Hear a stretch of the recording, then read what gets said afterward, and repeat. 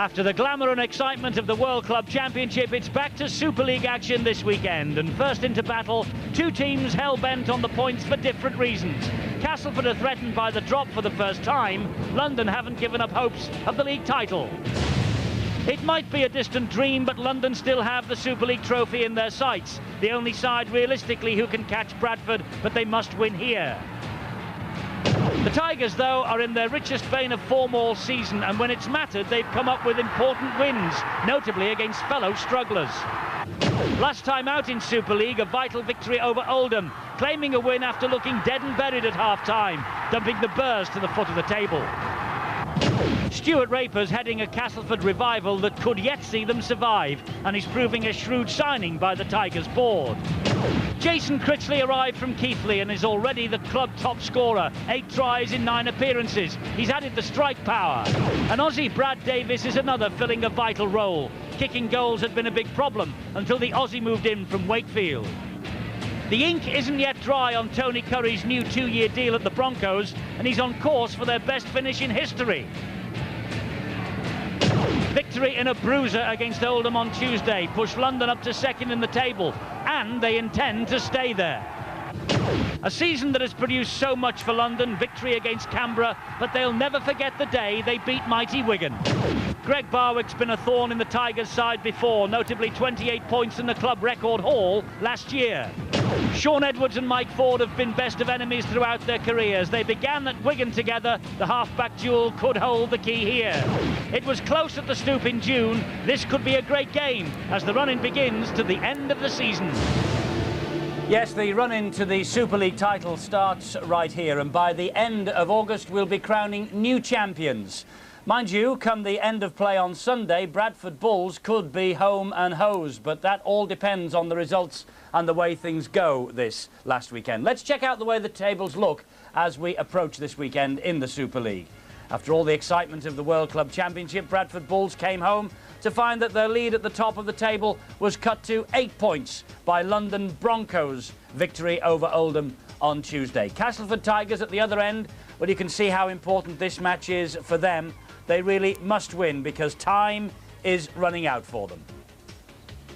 Well, one man I'm sure who hopes Bradford will be just about champions on Sunday is Matthew Elliott, the coach of the Bradford Bulls, who joins us here at Weldon Road tonight. And Matthew, I suppose because of that and the fact that come Sunday you could be champions or thereabouts, you'll be a big Castleford fan here, won't you? No, I was always taught not to clap when someone hit the ball out in tennis, and you know, I want to win this season or win the championship on our own merits, not on someone else slipping up. So, mind you, I think London have got a very tough task today. Well, they have, because they came home from their matches, or rather, they took part in their matches in the World Club Championship, 3 in 11 days, excuse me, and then Oldham on Tuesday. Now, I mean, it's a very difficult job for them to back up, isn't it? That's a tough fixture list to come off, and to come up against a side that's, you know, in a rich vein of enthusiasm and desperate for 2 points. I don't envy them at all. You had a pretty bad trip home from Australia, didn't you? You were telling me before, 40 hours before you eventually got to your bed. Yeah, it was a Nightmare on Elm Street revisited, actually. And it was pretty scary, I guess, when you got guys like Paul Anderson flying around as well. So, no, but the boys came back into training today and they looked healthy, and there was a bit of banter going on. I'm sure so. Well, talking of nightmares on Elm Street, how about the nightmare on Weldon Road? Here he is. You were expecting that, weren't you? I love you too. But Steve-o, this is really the start of the big run-in, isn't it? I mean, Bradford, despite what Matthew says, they could be champions on Sunday. And I think they probably will, because I think that London will struggle tonight. It's going to be a difficult task for them. I was down at the Stoop on Tuesday night, and I can assure you it was a tough encounter, especially in the forwards. And I think that the forwards tonight will hold the key, and it's whether the London Broncos can, their pack can last out the full 80 minutes. It won't be easy for them, because it was a tough encounter against Oldham. Yes, the London Broncos, would they be maybe along the same lines of Wigan's not too long ago, that they had to win so many games in such a short space of time? Of course, this time it's a question of just keeping hold of the Bradford Bulls, not going out and winning the title necessarily. Yeah, well, it's a problem that we've had to encounter for so many years, and we keep saying it. We should cut down the fixture list. We should not have to play more than one game of rugby league in a week. The top athletes want to perform at 100%, and I'm afraid when you push them out 2-3 times a week, you're not going to get that. And that is wrong for the fans. It's wrong for the viewers, because we want to see these top athletes performing 100%, not 97.5, not 50 or 60 and taking risks. We want to be out there 100%. Well, I'm sure that Matthew Elliott, you would say hear, hear to all of that, wouldn't you? Well, it's the first time I think I can remember agreeing with what Steve was on about, but I've been whinging about it for quite some time, and I can only reiterate what Steve said there. And as I said, I don't envy what London have to do tonight, so we'll see how they go. We will indeed. I'm imagining that you've come back from Australia in your leg of the World Club Championship, and you're happy now to see 17 games played, 17 wins, and 34 points, because you have had, let's be fair, you have had a magnificent season, haven't you? It has been a good season. The last month has been very testing one for us. So we came up against some very good quality opposition, and when we underperformed in a couple of the games. But it's nice to get back in the domestic competition, and it'll be nice to bring some of those new parts of the game that we've accumulated over the last month as well. So it's been a pretty positive experience for us as well. I'm sure it has. It was a big shock to Steve-O and I, and I'm sure to the rest of the rugby league public, that you did go down to 6 defeats in the World Club Championship. I mean, why is that? Because you've rolled over everything that we've got up here. I guess, I mean, we were close in a couple of games, and there was a couple that we should have probably won, but in the end there is a little difference between the northern and southern hemisphere, and I think for me the big difference is the pace of the game. It's not the fitness of the athletes or the ability of the athletes, it's just the pace. And for players who have played in both hemispheres, if you talk to them, when they've come from the north into the south, it's taken them a month, at least, to pick up the pace of the game. And we perhaps in this last little bit just didn't get the pace of the game, particularly in the first game. Mind you, in the last 2 games of this series, we played really well, and I was really proud of the players' performances. And that's good, because if they had won their 2 games, Steve-O, up here that we think they should have won, Penrith and Auckland, I mean, it would have been a totally different scenario that we were looking back on now. Yeah, and I'm sure that that Matthew realises that they had the opportunity, and remember they were down to the 12 men. I think it was Auckland where they had the opportunity, and I thought that perhaps the tactics went astray on that particular night. But I suppose when you think about it, Matthew must be very happy with the way that the team has gone throughout the season. So why change things? Okay, it was a bit difficult for me. I couldn't understand him, perhaps, trying to change against the Australian sides. Only this fellow will know. But you can't change your attitude when you've got a team that is rolling forward. And they are by far the best that we've got in Europe. They've shown that. They have just steamrolled over every other side in the European League. They had a very talented outfit, and it's very difficult for a coach and the players to change midstream, and perhaps it was asking just a little bit too far. But as he said, I'm sure that he has learned from especially the last 2 games down under. The first one, well, we forget about. He knows that they all played badly, and we were bitterly disappointed. Bill Harrigan's fault, wasn't it? I wish I could blame someone, but we've got to look. Well, we did. Listen, Bill Harrigan, okay, you can blame him so far, but look, he doesn't have to do the tackling, and I'm sure he was disappointed, but he says the last 2 games they come back, and that's built the confidence to start again, because I think they are worthy champions. It's a big ask for London to take them all away. Let's hope that they do, because it would be great to see a competition go right the way through to the last round. But I think it would be most unfair, because of the quality that the Bradford Bulls have displayed this season in the 2nd season of Super League has been quite outstanding. Well, an outstanding season indeed for the Bradford Bulls, and Matthew, you must be relaxed now. Even Steve-O has given you the championship. Yeah, well, that frightens me, actually. He can't make sense, that much sense, in, twice in a row. All right, I've had a bet. I've had a bet, if you must know. I've got a couple of shillings. I'm sure that's all it would be as well. All right, let's take a look at the other fixtures now coming up this weekend, shall we? And of course, Bradford against Leeds is probably top of the bill on Sunday. But before then, we've got Paris against Halifax in Narbonne. Kick-off 8 o'clock Central European time. That's Saturday. Then the Bradford-Leeds match at Odsal Sunday evening. Sheffield against Wigan also Sunday evening, and Saints against Oldham at 6 o'clock. Warrington and Salford at Wilderspool will battle on through the afternoon. They have the Sunday afternoon programme all to themselves, Warrington and Salford. So that's the way the fixtures round up. Here's the 2 captains who emerged a few minutes ago for the tossing of the coin. Mike Ford, captain of Castleford, tosses, and Terry Mattison calls. Robert Connolly's the referee. Here they are now talking to Bill. Mike Ford captains Castleford tonight. Mike, there was only 7 points in it when you played them down at the Stoop, and it's probably going to be just as tight tonight, isn't it? Yeah, it's going to be a real tough game. London are riding second, and I know they want to stay there. And obviously we're fighting for our survival, so it's going to be a real tough game. But with a 3-game unbeaten home run under your belts, you must be pretty confident. Yeah, we're quietly confident. We've been improving each week under Stuart Raper, and hopefully we can keep on that improvement and get a win tonight. We'll see. Thanks, Mike. Terry Madison, and Broncos really must be feeling a bit weary by now. How are you going to raise yourselves for this one? Oh, we're feeling pretty good actually, surprisingly. So we played that hard game on Tuesday night, but the boys are ready for this one. We know it's going to be a tough game, and Castleford are looking to get off the bottom, so we're ready for this. Yeah, Tuesday night was tough. This is probably not going to be very different. No, that's right. It's pretty warm down here as well, but I think we'll be used to it, and we're ready to play. No excuses here. Good on you, Terry. No excuses then from the London Broncos. As always, the man of the match competition's running for you this evening. There's the telephone number to ring during the course of the second half. And prizes on offer. Well, this time it's the mini television set for the viewer who names the man of the match correctly. And of course, the man of the match himself goes home with one of those tonight as well, if he gets your vote as the top player in the game here. It's Castleford against the London Broncos, of course, at Weldon Road. That's where we are. Glorious evening here in West Yorkshire. Absolutely beautiful evening, and just right for Super League as we come back to the domestic competition after 3 weeks of Great Britain and Europe against the Australasians. And Stuart Raper, well, he is the man who goes under the microscope when we return, because we're going to take a look at the career of the Castleford coach in some depth when we come back. He's doing a marvellous job here at Weldon Road, steering them out of trouble. Stay with us, we'll be back. I think that we took you through the way these two sides lined up here. It's a vital game for these two. Castleford second bottom, London second top. Both of them after the points for totally different reasons. Here are the teams. Castleford Tigers first of all.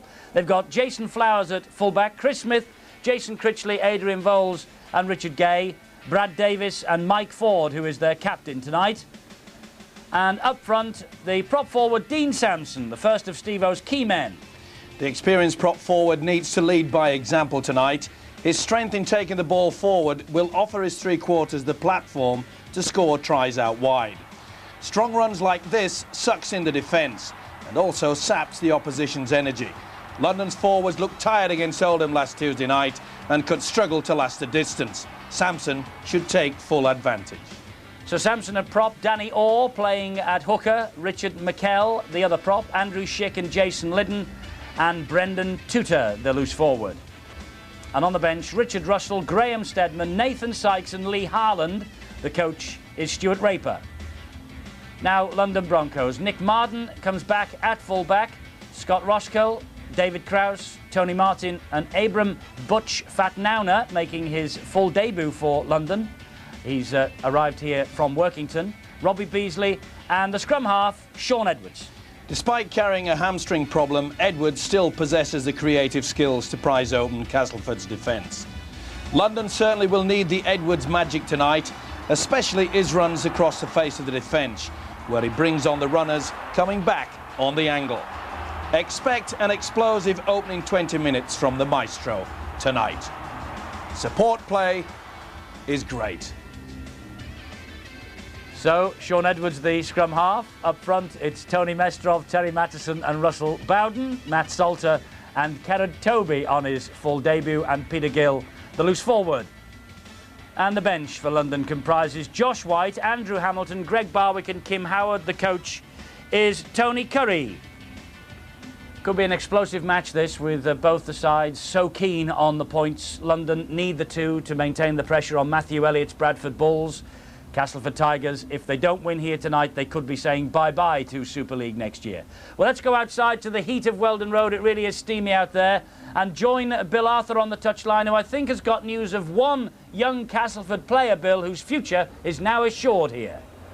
That's right, Eddie. Some good news for the Castleford Tigers and their supporters, because they've managed to keep one of the finds of the season here at the club. That's 19-year-old Danny Orr, who's in his first full season, has really made a big impact. He's been playing at half-back, although tonight he plays at hooker. Well, there's been a lot of speculation about his future, and Perth Reds were supposedly interested in taking him to Australia on a contract, but in fact Castleford have managed to keep him. They've signed him to a new 2-year deal, and the Castleford coach Stuart Raper is delighted with that. Raper's only been in the job here for 3 months. The youth policy is very important to him. He's already making an impression here, but then again, for the Raper family, that's never really been a problem.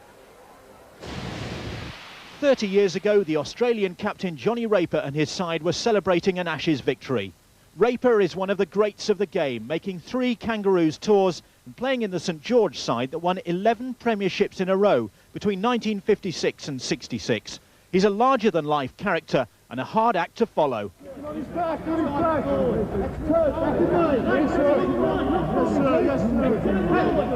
But Johnny Raper's son is making a name for himself too, as a coach.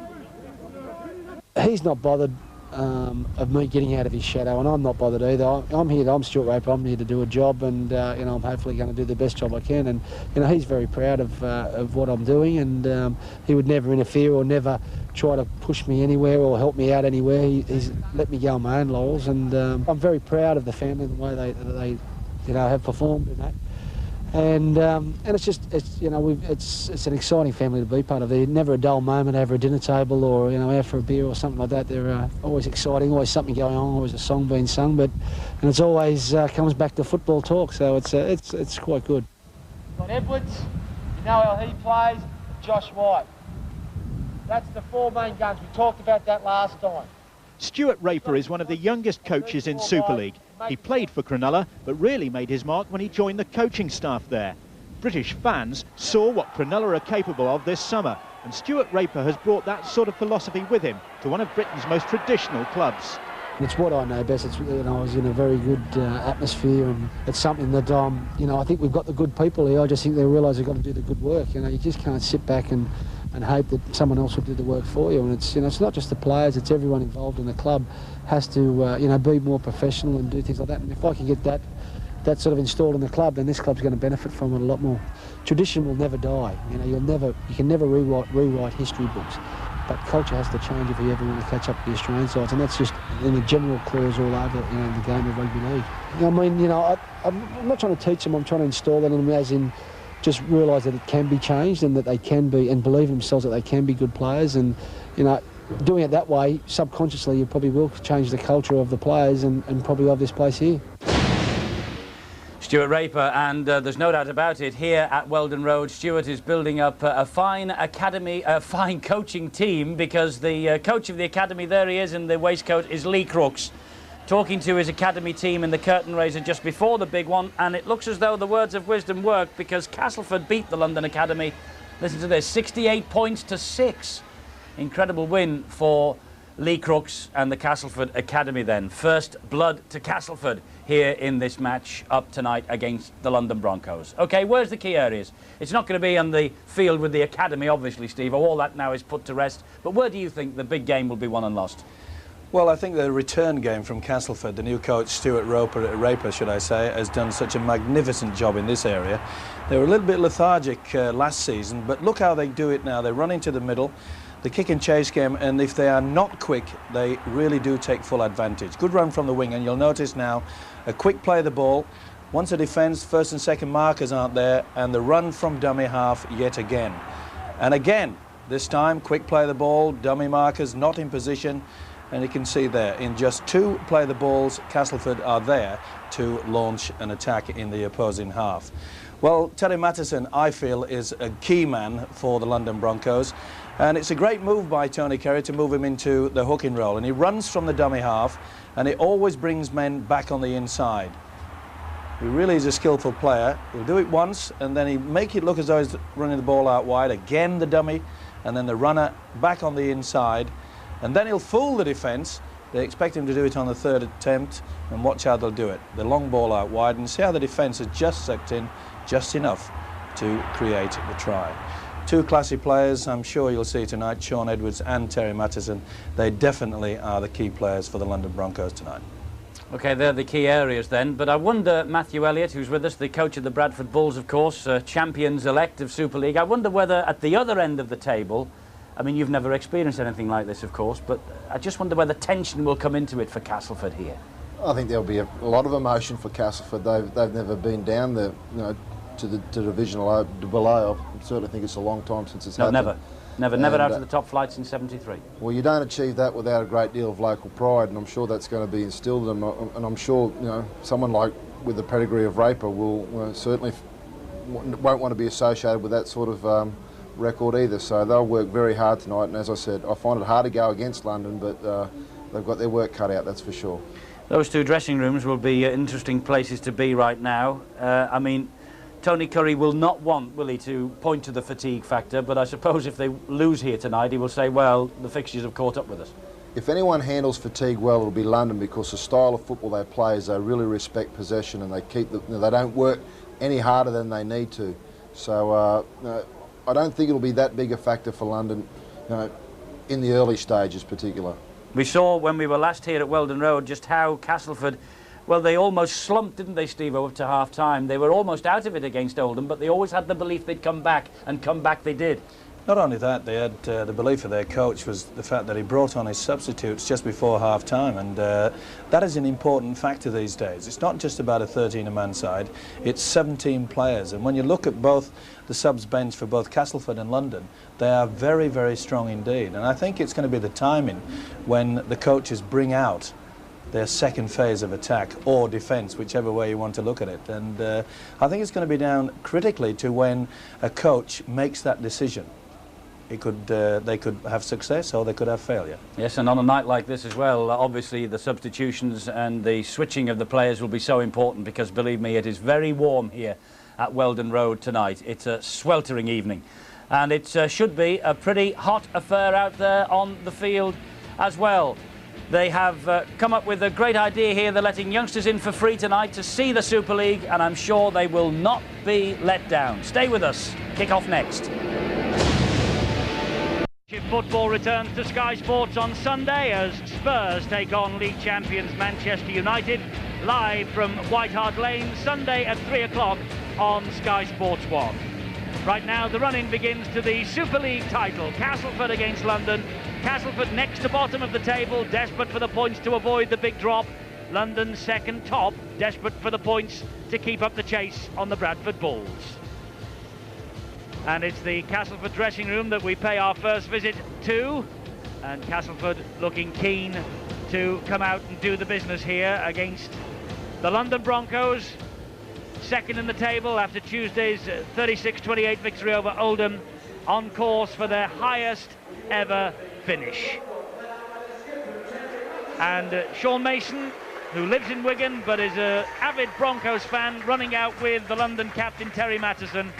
London enjoying their best ever run in the 17-year history of the club. 7 straight wins behind them, 8 unbeaten in domestic football. They're through the 500 points barrier now following that victory against Oldham on Tuesday, and in defence only Wigan have done better. And look out for Tony Mestrov, the top tackler and the top meter gainer in the forwards for the London Broncos. No wonder everybody in the game, both in this part of the world and in the Southern Hemisphere, watching his contract negotiations carefully. The Castleford Tigers, this is a big night for them. Just 4 games to play to save themselves from the drop for the first time. They have to win them all, and Stuart Raper says that they can. After tonight, home games against St Helens and Sheffield, away at Warrington. Of course, the coach is former Castleford boss Darrell van der Velde at Wilderspool. And out they come, the Castleford Tigers, who lost their first 10 games of 1997, but they are unbeaten in their last 3 as they aim to preserve 24 years in Rugby League's top flight. It's not beyond this team, but only 3 games all season and 13 defeats. That's why they are at the bottom of the table. They have the worst scoring record in Super League, but it's in defence where Stuart Raper has had his effect. Their points against column is now better than Warrington, Paris, Sheffield and Oldham, teams who surround them at the foot of the table. Stuart Raper on the left there with the walkie-talkie system. He's the Castleford coach, the man who has guided Castleford to possible survival in Super League, really against all the odds. Match referee is Robert Connolly. And Robert Connolly is just checking that everything is A-OK and just waiting for Castleford's mascot, the Tiger, to depart the scene. It looks like there's going to be a quick photo here for the Castleford mascot for the next edition of the matchday programme. Sean Edwards. Well, it's a pretty warm night, and all the Vaseline will stop the perspiration running into his eyes. Big night for Sean Edwards. Big night for the London Broncos if they want to maintain the chase on Bradford Bulls at the top of the table. So pitch is perfect, conditions perfect, hot and sultry here at Weldon Road. Castleford Tigers against the London Broncos. And it's going to be Mattison who gets this game underway. A vital 80 minutes ahead then for the men from Castleford. No doubt about that whatsoever. And London quick into the tackle early on. A tall figure there of McKelly gets the ball away, but only to Danny Orr, who is immediately clattered in the tackle. This is Brendan Tutor, tackled by Matt Salter, Great Britain Academy International. And here goes McKell again. Big favourite here at Weldon Road since he arrived from Wakefield Trinity. Tutor, 10 metres inside his own half, kicks downfield. The ball takes a nasty bounce and eludes Marden, but he gets to it now. The chase has arrived, though, led by the captain, Mike Ford. Bit of confusion in the Castleford camp there. Brendan Tutor was not expecting that. He is not the kicker. A big mistake there. And you could find that the hooker, Danny Orr, normally a halfback, this is his only second appearance playing as a hooker in the scrum.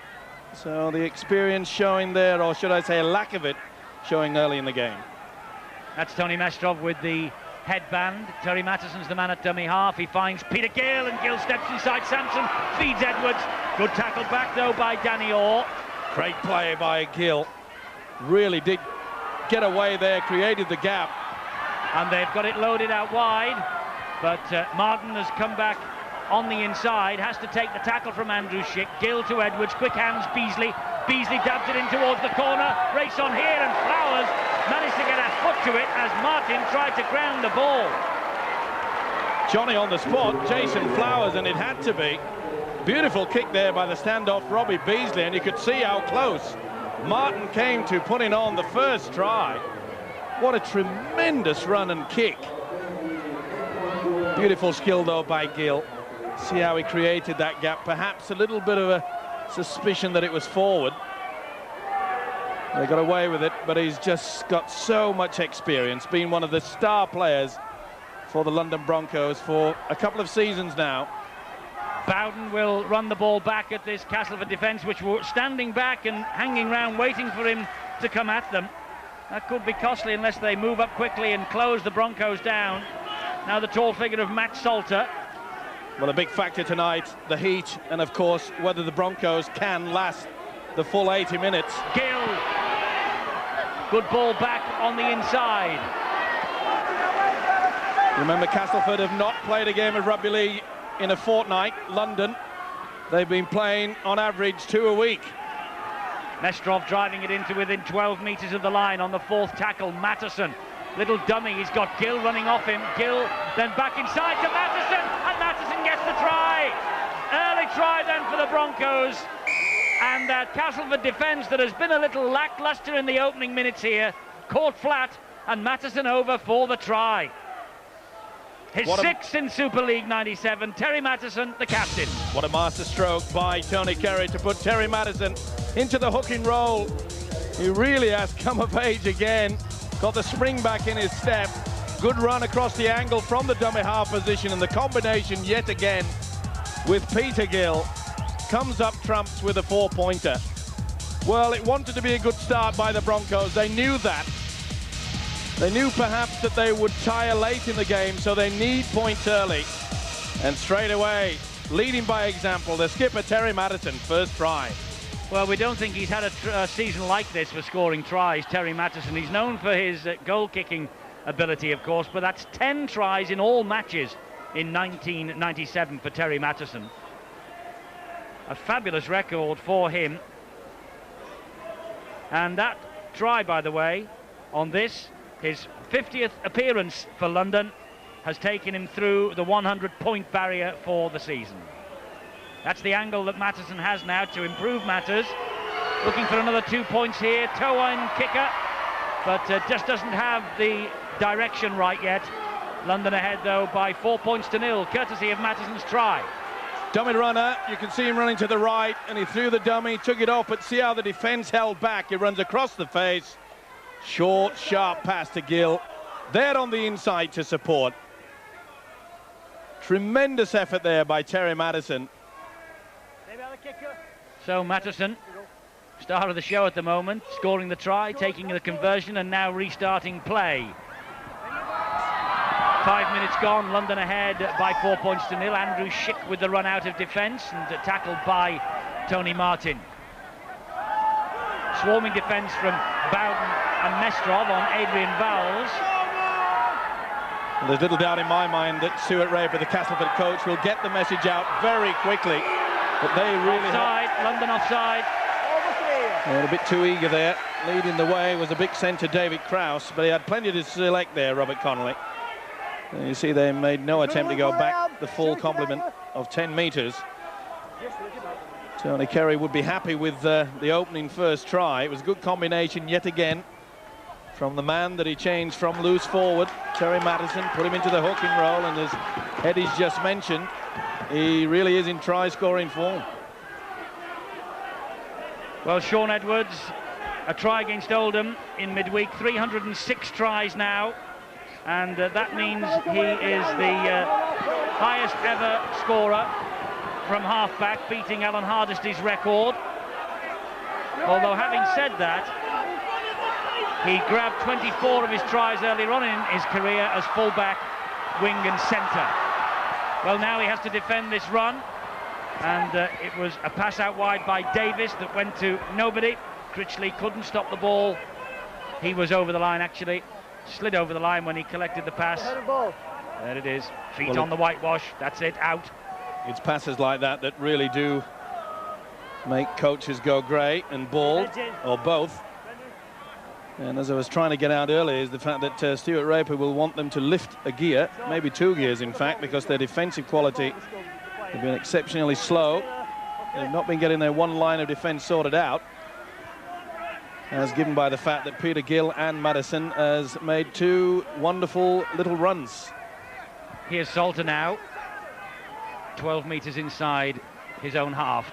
Matterson just managed to hang on to the ball and got it away to Roskell, but that's much better defence this time from Jason Liddon. Here's Mestrov again.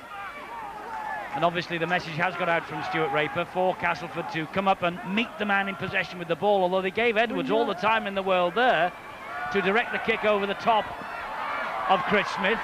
But Chris Smith now almost launches another attack, but a good tackle back by Beasley. Here's Flowers.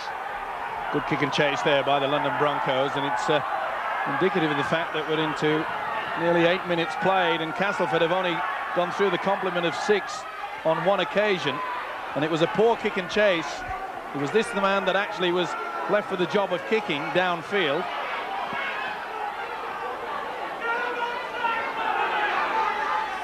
Richard McKell, tall man, takes the tumble just inside his own half of the field, or to Dean Sampson, bounces through Salter, gets the pass away, or keeps the movement going.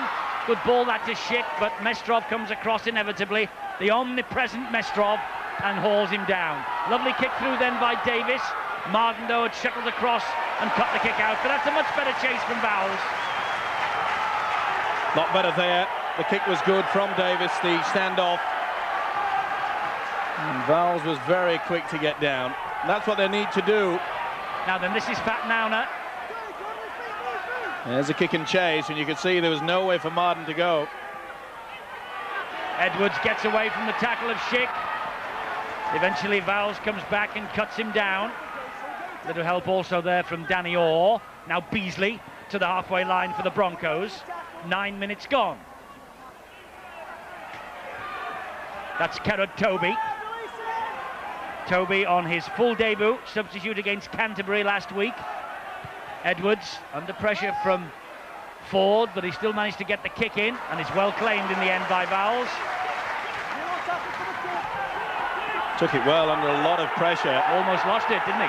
Well, it was good work there. Or second attempt from Martin. That silly play by the young centre. Good kick and chase, got them way back into their own quarter, and you could see that he had a second bite at that tackle. Well, this will gain Castleford some respite, because they're certainly not into the swing of things as yet. Well, it's interesting to just note where the teams around Castleford at the bottom of the table are this weekend. Oldham are at St Helens and Paris are in Narbonne against Halifax. So Castleford really, this is a must-win game for them. 10 minutes gone though, they're 4 points adrift. Davis was the dummy half, and Lytton gets the tackle from Gill, but the London Broncos all offside. Much better play though by the Tigers, keeping the ball alive. It was a nice little short pass from Brendan Tutor that brought the fullback Jason Flowers into the half break. And there you see on the high shot that Robert Connolly had quite a few to select from. Leading the way was Peter Gill. Just shows you how eager the Broncos are of trying to diffuse anything that Castleford throw at them, which at this point in time has not been a lot. Well, Danny Orr is preparing to take this penalty attempt at goal. Orr and Davis are fine kickers. Orr, one of the finds of the season.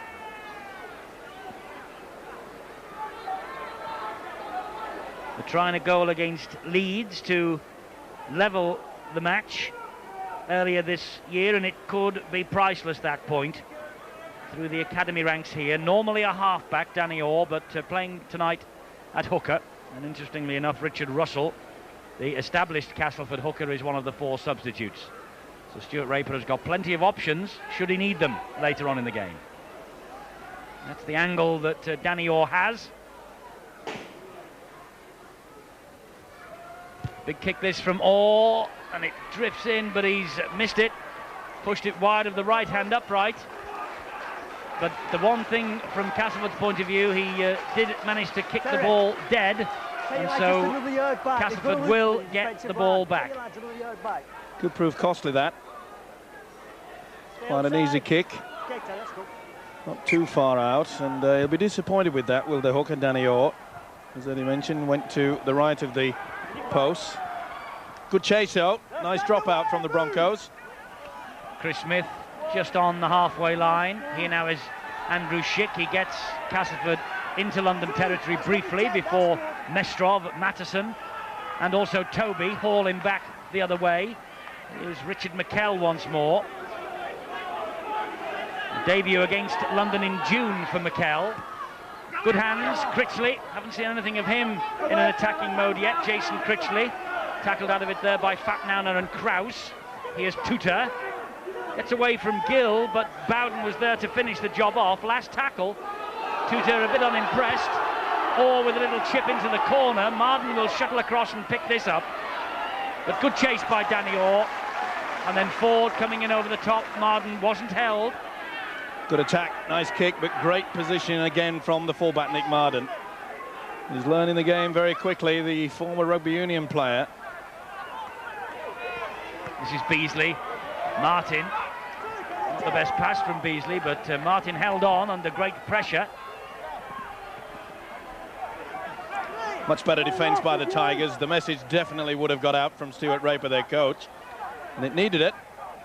They were a bit lacklustre in the opening 5-6 minutes. That's when Terry Matteson in possession there scored the try. The kick downfield from the London captain just turns Castleford round and finds touch. Quick thinking. The experience of Terry Matteson showing on that occasion. Just took a step from the dummy half. He had plenty of time. The markers from Castleford a little bit too slow to apply the pressure. London coming into this match after a difficult game midweek against Oldham, and as you can see, they're in no real hurry. In fact, neither side are in real hurry here to pack that scrum down. But having said that, it is a very warm night. And it's a penalty to Castleford because London broke from the scrum before that ball was released from the scrum down. Full credit to the Castleford pack there. They held it in a la rugby union style. And you could see that Peter Gill, he'd broken away, so had Bowden, and so had Salter. So the referee Connolly had plenty to choose from. You can't break away from the scrum until the ball is cleared the loose forward's feet. But it was well worked by the Tigers. Danny Orr struggles to his feet. Here goes Dean Sampson now. Castleford way ahead on the penalty count, and they have chances here in broken play with Tutor. He floated into the arms of Critchley. Critchley, though, well watched by David Krause. Well, the London defence out wide is moving up so quickly that the Castleford side must stand deeper. The three quarters, you could see there that Jason Critchley was caught too flat-footed. There's Ford, good ball back on the inside to Vowles. Orr sees a little gap, support arrives. And it's Davis, and they keep on going, Castleford. The tackle wasn't completed first time. Matheson finished him off.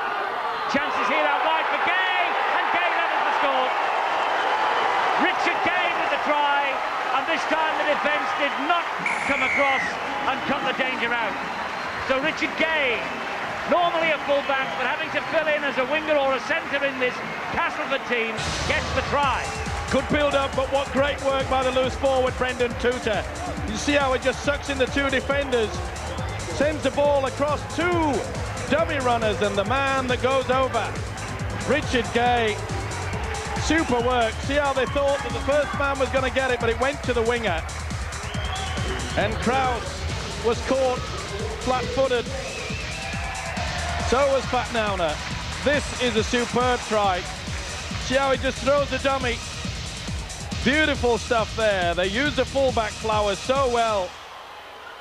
That is an outstanding try.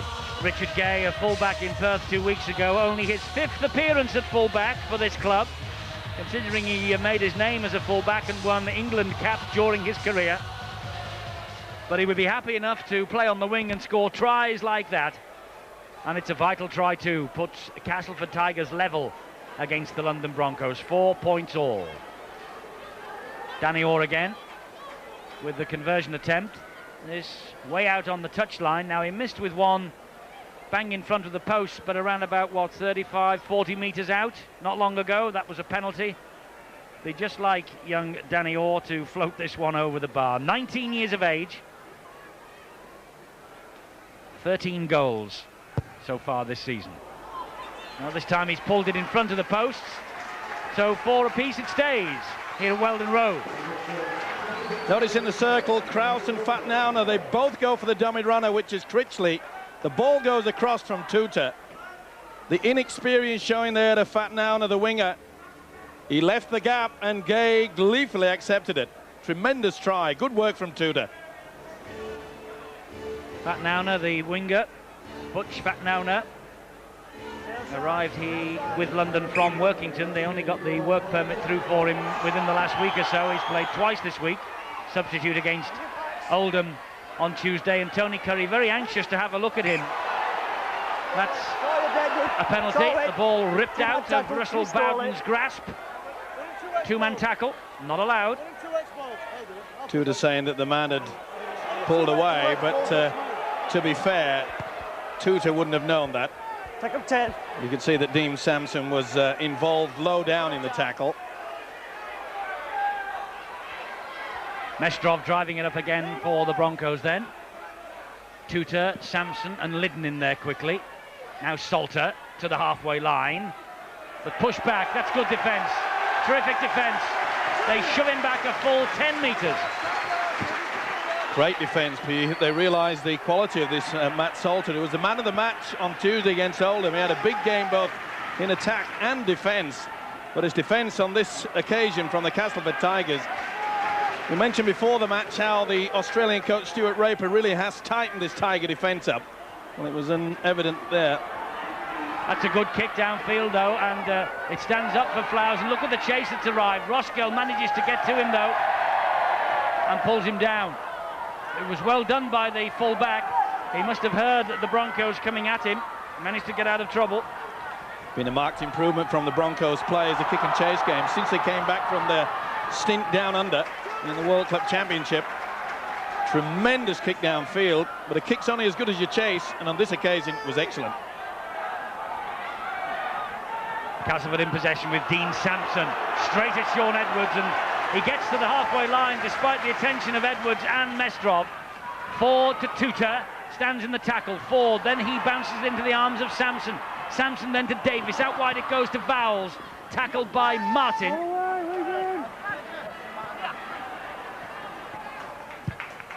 And Davis with the kicking responsibility. That not the best, although credit Martin for the positioning. The London fullback was spot on then.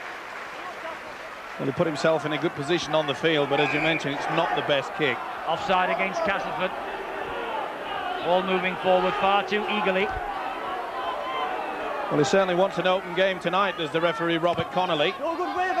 He is not going to put up for any messing around of these players approaching the 10 metres, and rightly so. That means that we can expect a very open game.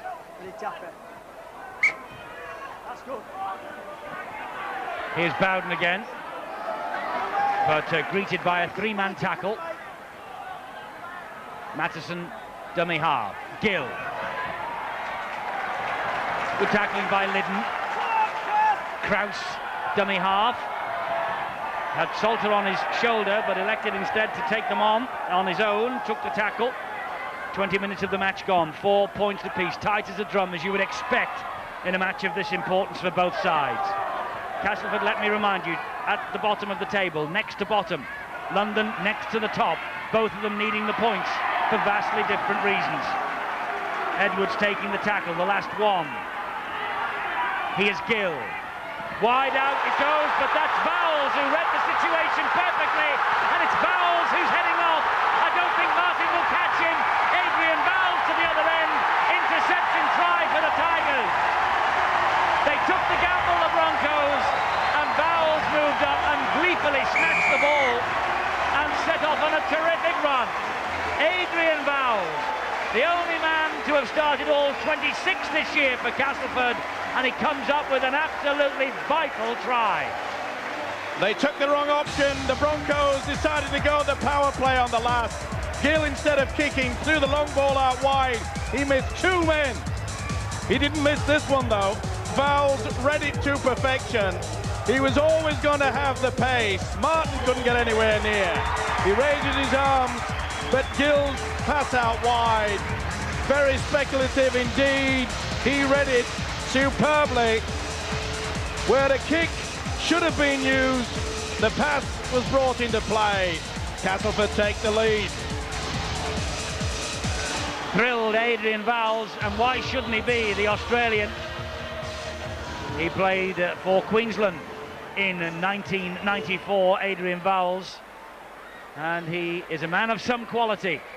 And that was a quality try. Wonderful interception, marvellous race, the length of the field. Outpaced Tony Martin, who he can give 7 years to, by the way, and plonked it down over the line.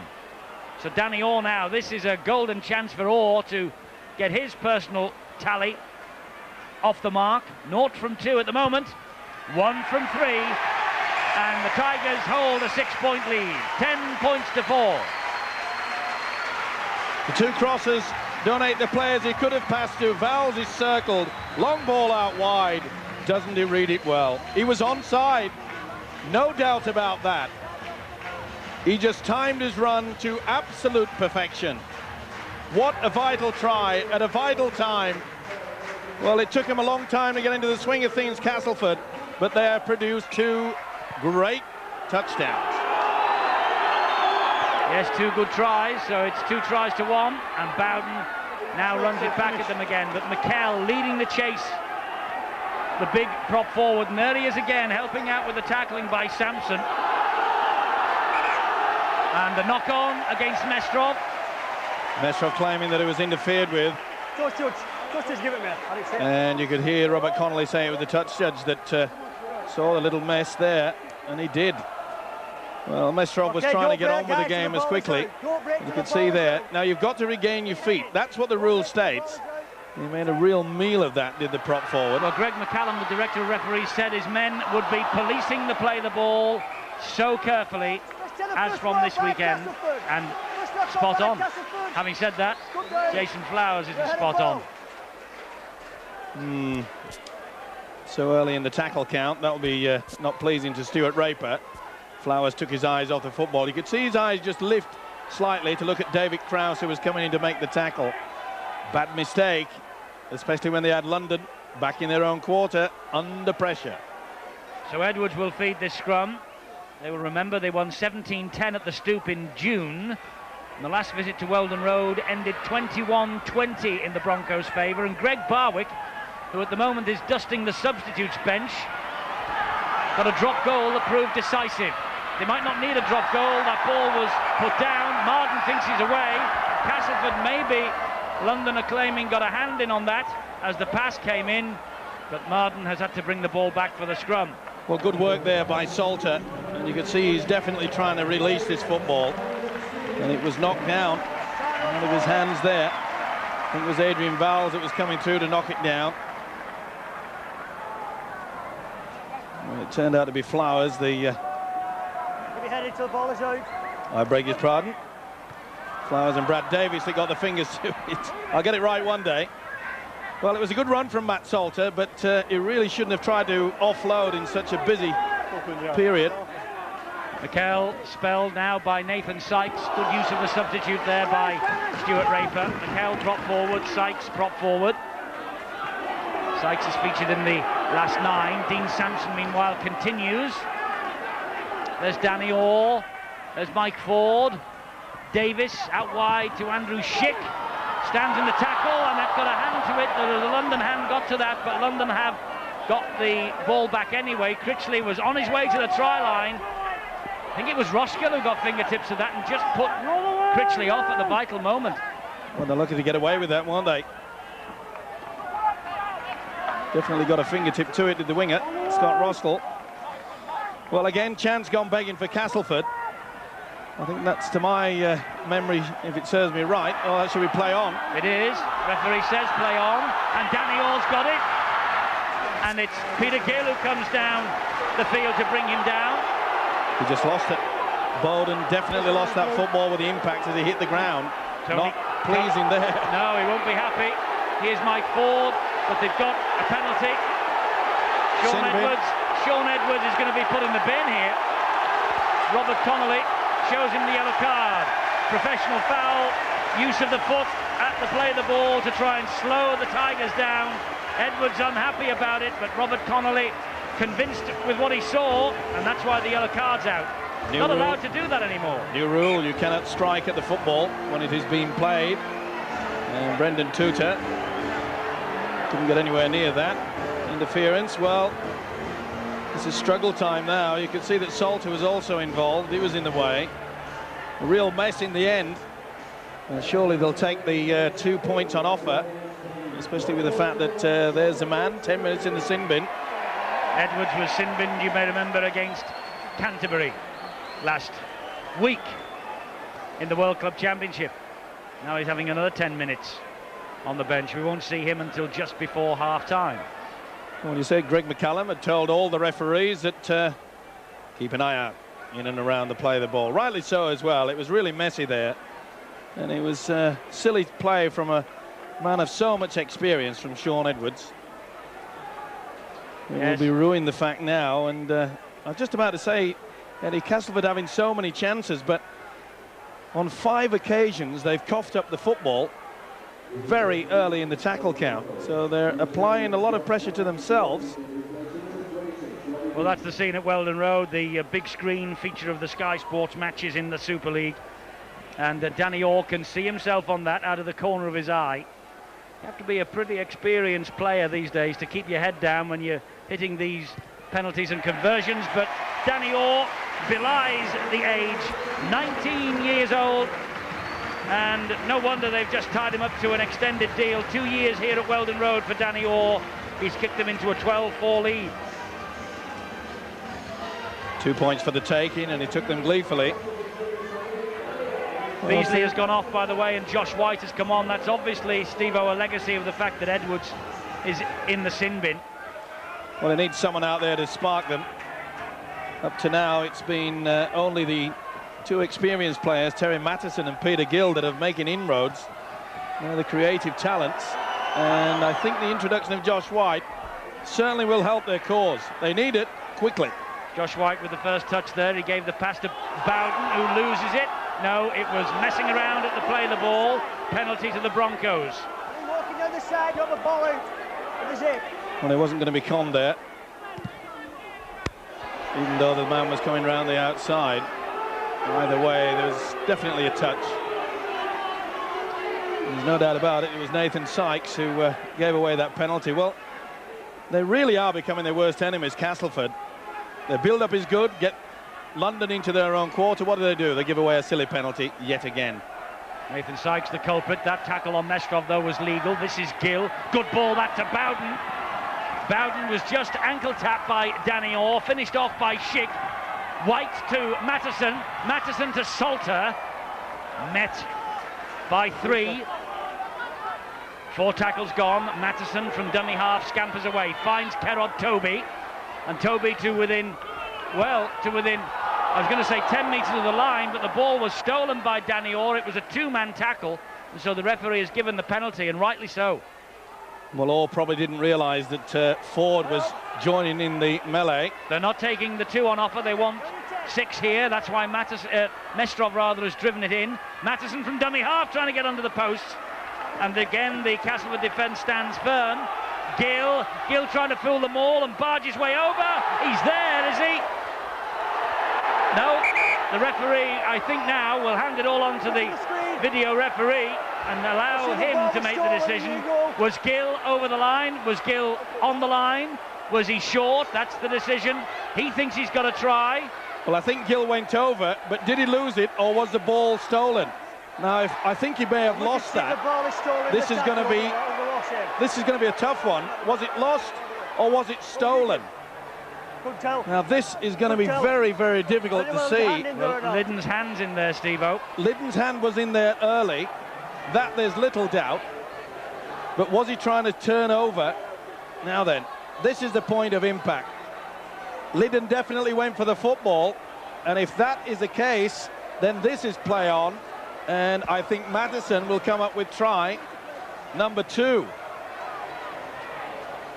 Well, if Gill got one like this, Steve-O, against Brisbane, remember, he made his way to the post like this and then forced his way over the line. Well, it's not a matter of whether Gill scored. There's no way in the world that Gill is scoring. It's the ball's coming clear, and that means that if Liddon has touched it, it's play on.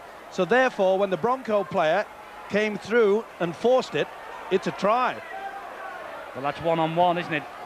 It was one-on-one when the ball was dislodged. I think it's try time. Well, it depends what happens just after that. Whether once it went on, was it the Castleford man who got down with pressure, or the Bronco? It was Mattison, I'm sure, went over and plonked the ball down. Here's the decision. Penalty kick to the attack. London get the penalty, and the video ref apparently has ruled that the try would not have been scored by Peter Gill, but the ball was reefed out. And the decision for the penalty try is, of course, he's got to be 100% sure that Gill would have scored the try. There is also an element where perhaps a referee could play on.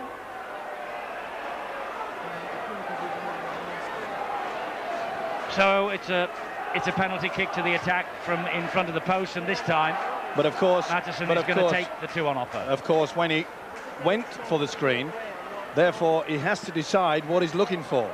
So therefore, he can't play on. So he has to abide by the ruling offered by the video. And the video said that Gill wouldn't have scored, but the penalty was given for reefing the ball out. That's right. Well, Castleford supporters aren't convinced, but Mattison puts all that to the back of his mind, and he takes the 2 on offer. It's 12-6 now. Well, I must say, they give us plenty to talk about, don't they, these video referees? Well, this is the incident that gets involved, where Liddon definitely goes for the football. Now, if that is the case, Now, I thought Flowers had a hand on, so that's a penalty, reefing the ball out. Now then, as the play on, if the referee had chose not to go for it, and I think you'll see that Matheson, oh no, it was put down by Flowers, yeah, my apologies. Flowers grounded it in goal, didn't he? That would have been a dropout by the Castleford side. Either way, I'm rather surprised that they took the 2 points. Remember, they had a penalty earlier, and they run the power play. They wanted to get on with it rather than take the penalty. They had a quick tap. I can't understand why they didn't want to do that again. Well, maybe while the deliberation was going on elsewhere with the video referee, Tony Curry sent a message out: if it goes our way and it's a penalty kick, the 2 points, for heaven's sake. Anyway, we don't know. We're not party to all that. We only know it's 12-6 to Castleford. And it's Tutor in possession for them, who gives it to Critchley. Critchley's a danger man. And London know all about him, because every time Critchley's touched it, there's been 3 to him. Tony Curry watching anxiously as Ford dribbles a kick through. Ford then takes a tumble in back play. Roskell picks up on his own try line. It's a beautifully weighted kick, and Roskell just got away with that. Great passage of play. Martin to Salter. Remember, London still down to 12 men because Sean Edwards is in the bin. Gill. Martin. Much better defence by the Castleford side. They're moving up quickly out wide. They have to defend runs from Mestrov. And there you saw Brad Davies put his body on the line. It was a big crunch time. Toby. Nathan Sykes, first man in. Matheson with the kick, and a measured kick too. And London now will plod to this scrum again, because don't forget they are down to 12 men. Edwards is in the bin. He's been around quite some time, Terry Matheson. He realises that kick into touch will eat up the clock and give them the opportunity to deny any more points by Castleford whilst they're down to 12. Such an experienced campaigner. Really has come alive since the switch to the hook and roll, though. He has. It's been like a new lease of life for him. And Edwards emerges from the comparative cool of the dressing room, still with 2.5 minutes of his term to spend. But he's ready to come back on when called by the 4th official, who's watching the clock on that far side. Here's Critchley. Well, Castleford may not have scored in the period that Edwards was off, but the one thing that they would have had to do is defend stoutly. 12 against 13 means you're having to work overtime in the defensive work, and that will sap the energy even more. Ball pops out from Sampson. Schick did well to pick it up. Support from Ford. Oh, they almost put it down. How on earth did Chris Smith manage to hang on to that? Kick from Orr, turns Martin round. Big chase on. Martin in a bit of trouble and is caught in goal. A great race by Mike Ford, that was. Mike Ford, the captain, with all the enthusiasm. Good combination. Good kick. And for the first time tonight, they turned round the fullback, Nick Martin. And it was a well-weighted kick. Tremendous stuff there. See Martin get through into it. And who comes chasing through? Brad Davis. I thought for a moment, a horrible moment, it was Chris Smith. I thought it was Ford, but it turned out to be Davis. Either way, according to Castleford coach Stuart Raper, he'd be pleased that someone got there in the end anyway. It was an own goal from the commentator, that's for sure. Vital period now for the London Broncos. 6 points astray, they can ill afford to cough up another try, so they've got to keep their defence solid until half-time. That's Mike Ford, and this is Sampson. Flicks the pass to Schick. Martin in front of him. Davis. Good ball back on the inside. Vowles. Great run from Vowles. Support still there. Martin with a timely tackle in defence again. Andrew Schick not happy with the tackle. Sean Edwards has returned from the sin bin, so they have limited the damage. Drop goal attempt here from Davis, and Brad Davis adds an extra 1 point. Brad Davis's 4th drop goal of 1997. Cool, calm and collected. The standoff says, let's have 1 point. Quick thinking gives them an extra buffer, a 7-point lead now. Quick thinking, all that hard work, but that was probably the best passage of play. The build-up was superb. Would have gone through about 7 or 8 pairs of hands. He must be happy, Stuart Raper, because they were very slow to start. Well, 1 point in the bank maybe for later. A touch of insurance from Castleford. How confident is that Danny Orr, by the way, as we have a look at Davis there? The score of the drop goal. Orr is putting the ball on the sand on the halfway line and dishing out the orders to his teammates, belying the fact that he's only a teenager. He's certainly a man who Stuart Raper wants to rebuild around. Some good young talent in this area, and Danny Orr is one who's certainly come through the ranks. Edwards. Been around a long, long time, Sean Edwards. So is the man who just tackled him, Mike Ford. Well, good work from the second marker again from Mike Ford. Leading by example, as a skipper should. And you can see there's not as much vim and vigour in the London attack now. White steps inside Davis, gets the kick in downfield.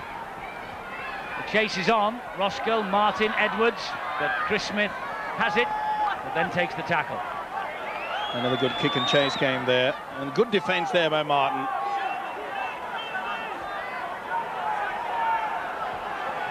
Richard Gay, scorer of the try that levelled matters at 4 points all.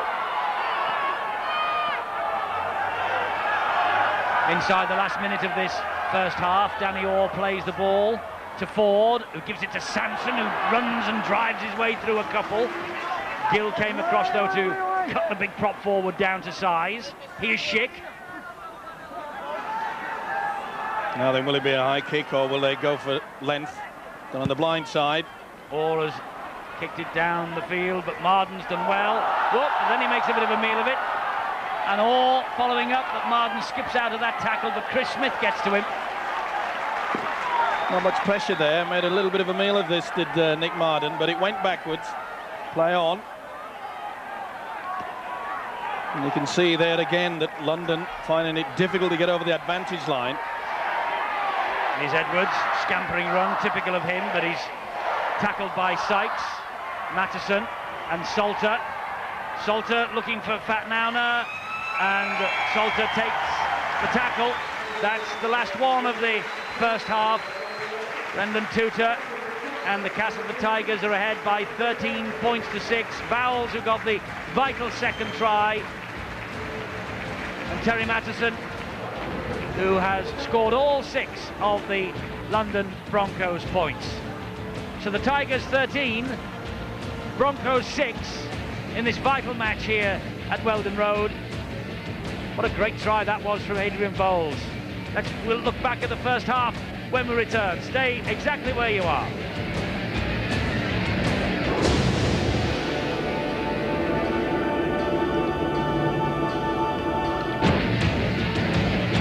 Battle going on in the Super League between Castleford Tigers and London Broncos on Sky Sports 1. And Castleford ahead by 13 points to 6 at the break. 2 tries, Gay and Vowles, all with 2 goals, and Davis with a drop goal. And London, Mattison has scored all of their points. 13 points to 6 it is. Good battle, though, between these two. Castleford second bottom, London second top. And at the moment, it means that it's looking pretty good for the Bradford Bulls, who could claim their first championship since 1981 on Sunday if they beat Leeds. And no wonder he's smiling. Matthew Elliott, the coach of the Bradford Bulls. We've been giving you this title since the start of the season. There's still 40 minutes to go in this game, and I think Cass have done a great job of knocking London out of their rhythm, and they've got 40 minutes to continue to do that. When London early on had that possession, they looked dangerous, didn't they? And the try was inevitable, I thought. So, and Cass worked really hard to get back into the game, and London have only had the ball in their own half, so they need to continue to do that. They do, and the 10 minutes that Sean Edwards spent in the sin bin could be so costly, because on a night like this where it's so warm out there and London coming in on the back of so many matches, as Steve-O said in commentary, I think the fact that they've had to tackle and tackle will inevitably take its toll later on.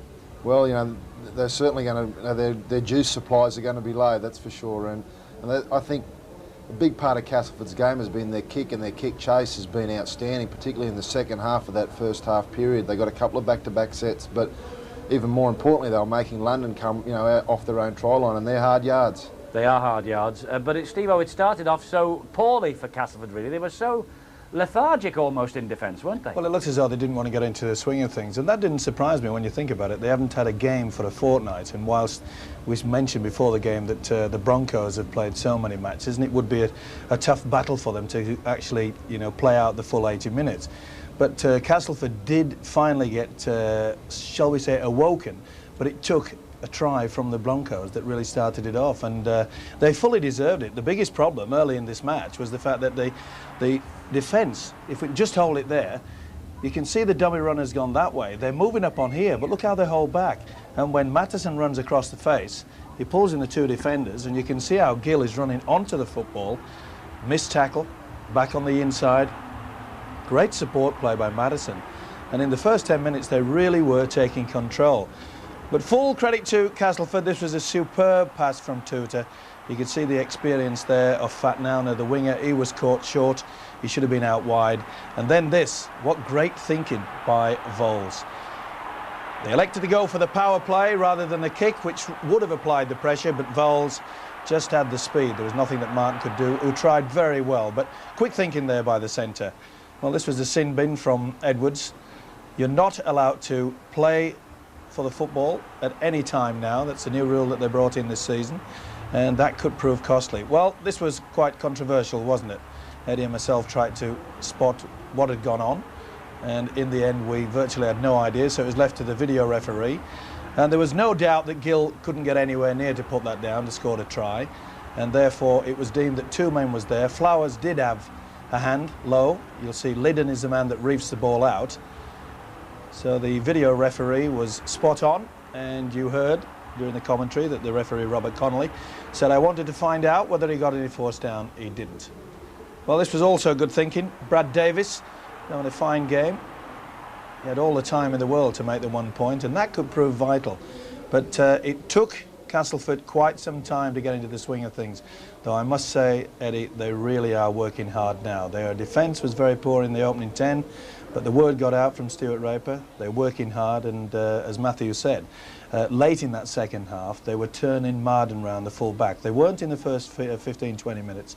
Now they've got it to the fact, and they can see that he's under a little bit of pressure. Yes, well, the ruling, by the way, from the video referee was the fact that Gill would have been held up on his back over the line, would not have got the ball down, and the ball was stolen in a two-man tackle, so that's why the penalty was given. Fair comment? Fair enough? I thought it was stolen in the field of play, so you know, I think that was the right ruling, yeah. Penalty right rule. Yeah. It's good, this video ref, though, isn't it? I mean, it really is. It has led the way in terms of... It is if it goes for you. No, isn't it? No, it is. He would have been sweating more than Steve-O in that box, I think, making that ruling. Actually, you think it's pretty warm out there. Have you taken a look at my mate? I mean, have a go at him. I'm not well.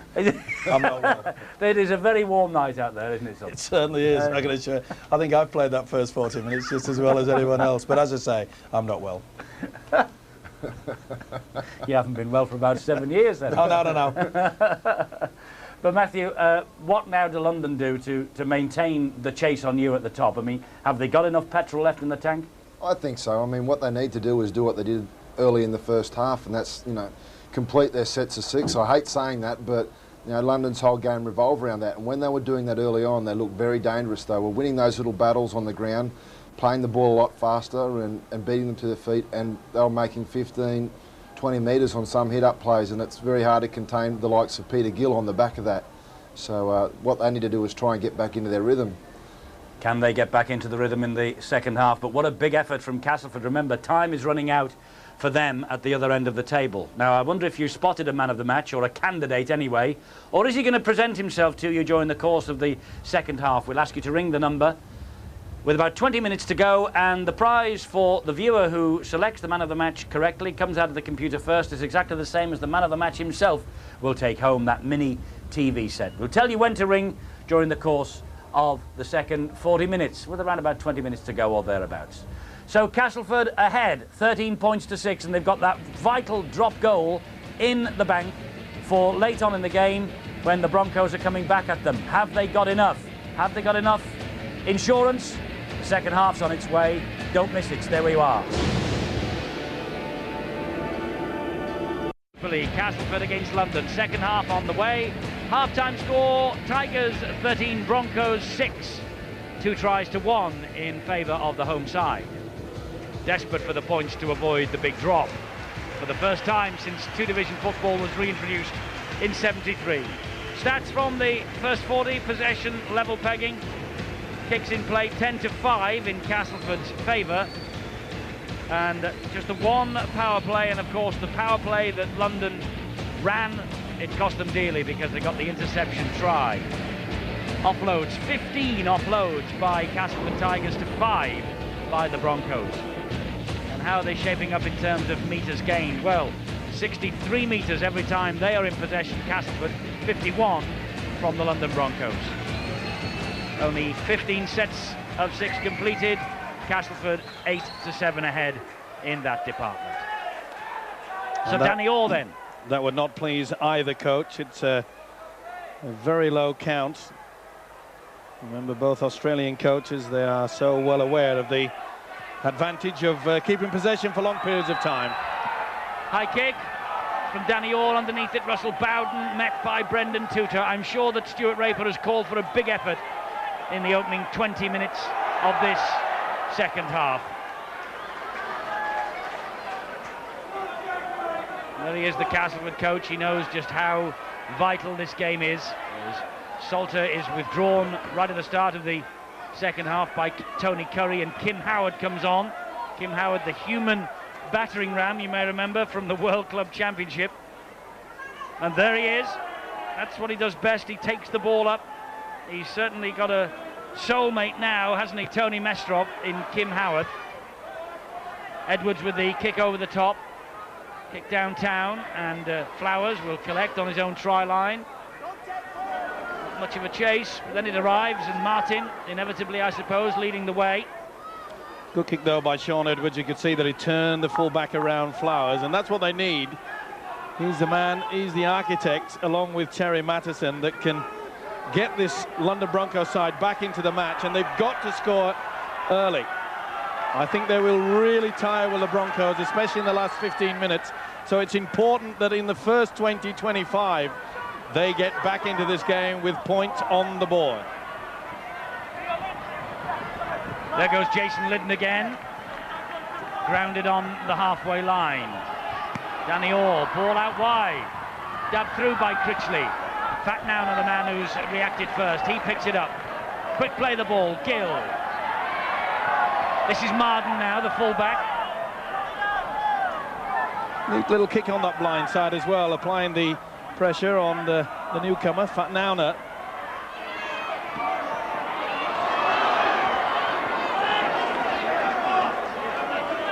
Roscoe plays the ball to Martin. Martin then to Toby. Toby, one of 4 youngsters on an apprentice scheme at the Stoop this year. Mestrov over the halfway line. Offside, though. Offside. Oh, no, high tackle. It was a head-high tackle on Mestrov. That's what the referee got them for.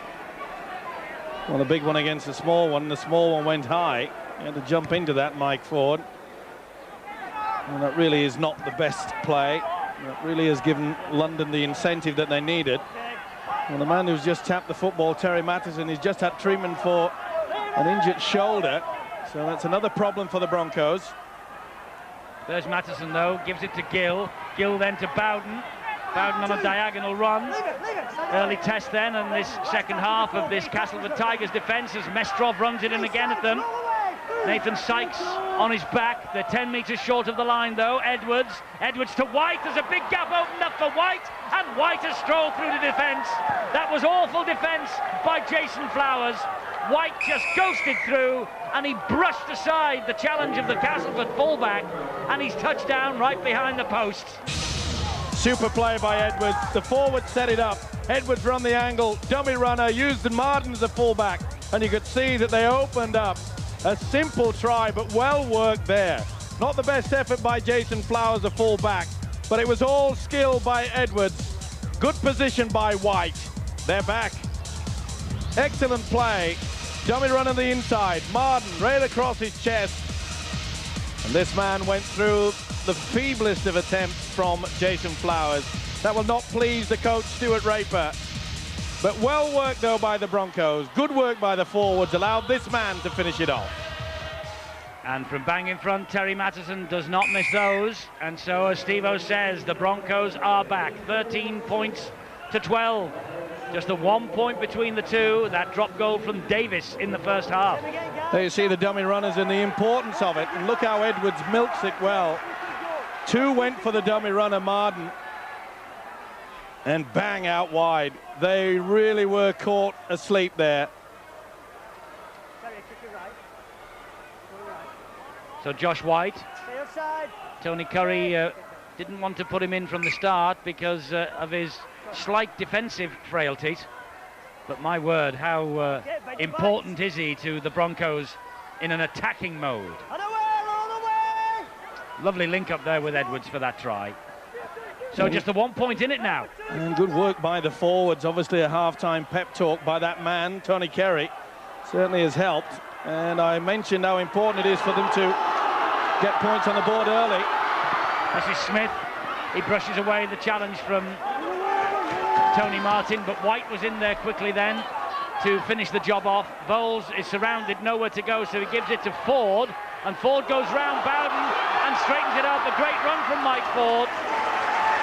They held off him, little halfback was away. Danny Orr, Davis, Tuta. Further out wide it goes to Critchley. Critchley taking them on. Gill and Fatnauna combined to bring him down. Tuta, the kick out wide. Oh, that was brilliantly claimed.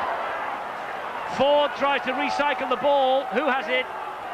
Toby does for the London Broncos. Opportune moment, I think, to go downstairs. Bill Arthur has got Lee Crooks with him. Lee, that's almost a carbon copy of the start of the first half for Castleford. Defensive error and the Broncos are in. Yeah, I think Stuart will be spitting blood at the moment. We said in the first half that London would probably come out and give it the best shot for 20 minutes and then we'd get on top. That's exactly what happened.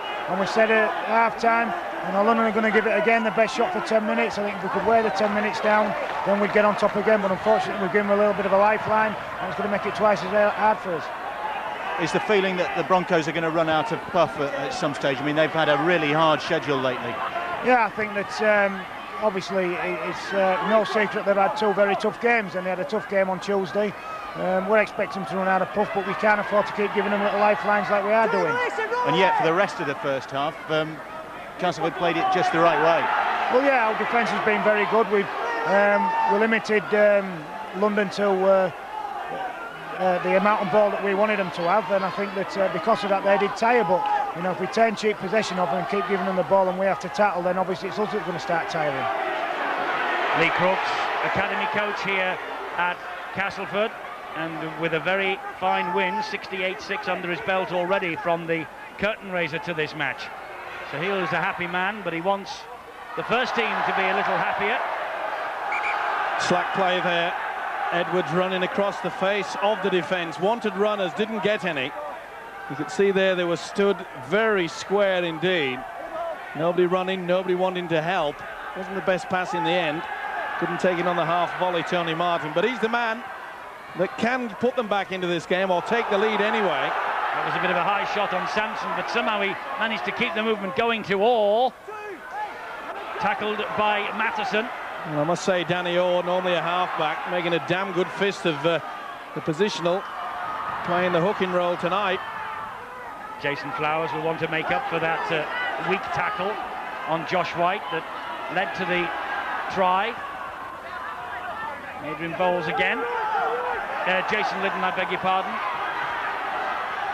Ball back to Nathan Sykes. Well, I wonder when the time is for Stuart Raper to bring on Graham Steadman. A little bit of his class wouldn't go astray. Lovely dink over the top, looking for Smith. Smith, though, went down in a bundle, and Martin has come up with the football for London. He gives it to Martin. Well, they were looking to get away with that. Surely Smith was impeded before they could get to that football. I'm sure that he was impeded on that kick. Toby with that was a high shot. Well, surely Rostel went for the man rather than the football. It was not seen by the officials. Well, Dean Sampson was looking to get away with the previous tackle. It was a big hit and a high one. Gill back on the inside to Roskell. Ankle tap, but his progress is not stopped. That's a much better tackle from Flowers. Quick play the ball here, and Castleford a stretch. Matheson running it at them. And another quick play the ball. Gill, they're stretched out wide here. Edwards keeps it going. Gill again. He's going to get the try this time. Or is he? Did he lose it? I think he may have dropped that football. If he's dropped it, it's no try. If it's stolen from him, it must be a penalty try this time. And you can see there that he's dropped the football. Where is it? It's between his legs at that point. Now one-on-one, and that's one-on-one because he's done it before Flowers joined in the tackle. So therefore, that'll be no try. One-on-one is okay, and it went backwards. There you see, it's been ripped apart. And before Flowers came in, it was good work by Ford. Well, this is a difficult one, but I'm sure that before Flowers came, it'd be no try for mine. And no try for the video ref. And it's the turnover. Or the handover, to use the appropriate word from the big screen. Well, he took a big gamble there, did the Castleford skipper, Mike Ford. And the gamble was that he reefed the ball away when it looked like Gill was over for the try and hoped that no one came to him. And as you could see on the replay, that Jason Flowers arrived just a little bit too late.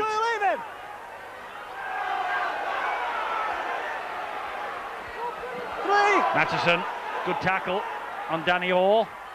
Tutor gets it away to Sykes. Just about 10 minutes of this second half gone. It's been eventful. 13-12, Castleford leads. Schick finds Bowles this way. Good tackle from Martin. He gave it though to Smith, but Smith had to leap into the air and stop the run to get the pass. Here now is Ford again, and Ford had a look at the referee and saw it was the last tackle. He kicked the ball downfield. Martin collects it under his post. Ford is leading the chase. Tremendous kick and chase. Good work by Ford. Enthusiastic, wasn't he? Not only that, he realised that the full-back, Nick Martin, was just up a bit. Oh, he's lost the ball, gone without it. Fatnauna went without it. Now what did the referee's given? He's given a penalty to London for stealing the ball. Two-man tackle. Well, I'll tell you what, it completely. They are hard done by there, the Tigers. And the crowd know it because they've seen the replay of that on the big screen too. And they're giving Robert Connolly some stick now. Well, the newcomer, the winger Fatnauna, will breathe a sigh of relief on that one. It was just a simple error, and he knows it too. Well, how controversial will it be if London get over for a try here? And that was dropped by Borden, and that's been picked. Well, I'm not so sure about that one either. I think Borden had that helped along the way by a little hand from Sykes. So, we squared it up. Watch for the arm of Sykes. An interference was sufficient, but either way, so that's 50-50 now. Yeah, it's 1-1. Get your head in, Gill. So Castleford have the ball back. Good tackle by Marden. That was on Vowles. And this now is Tutat. Oh, and he's picked up and dumped to the ground by a great tackle from Gill.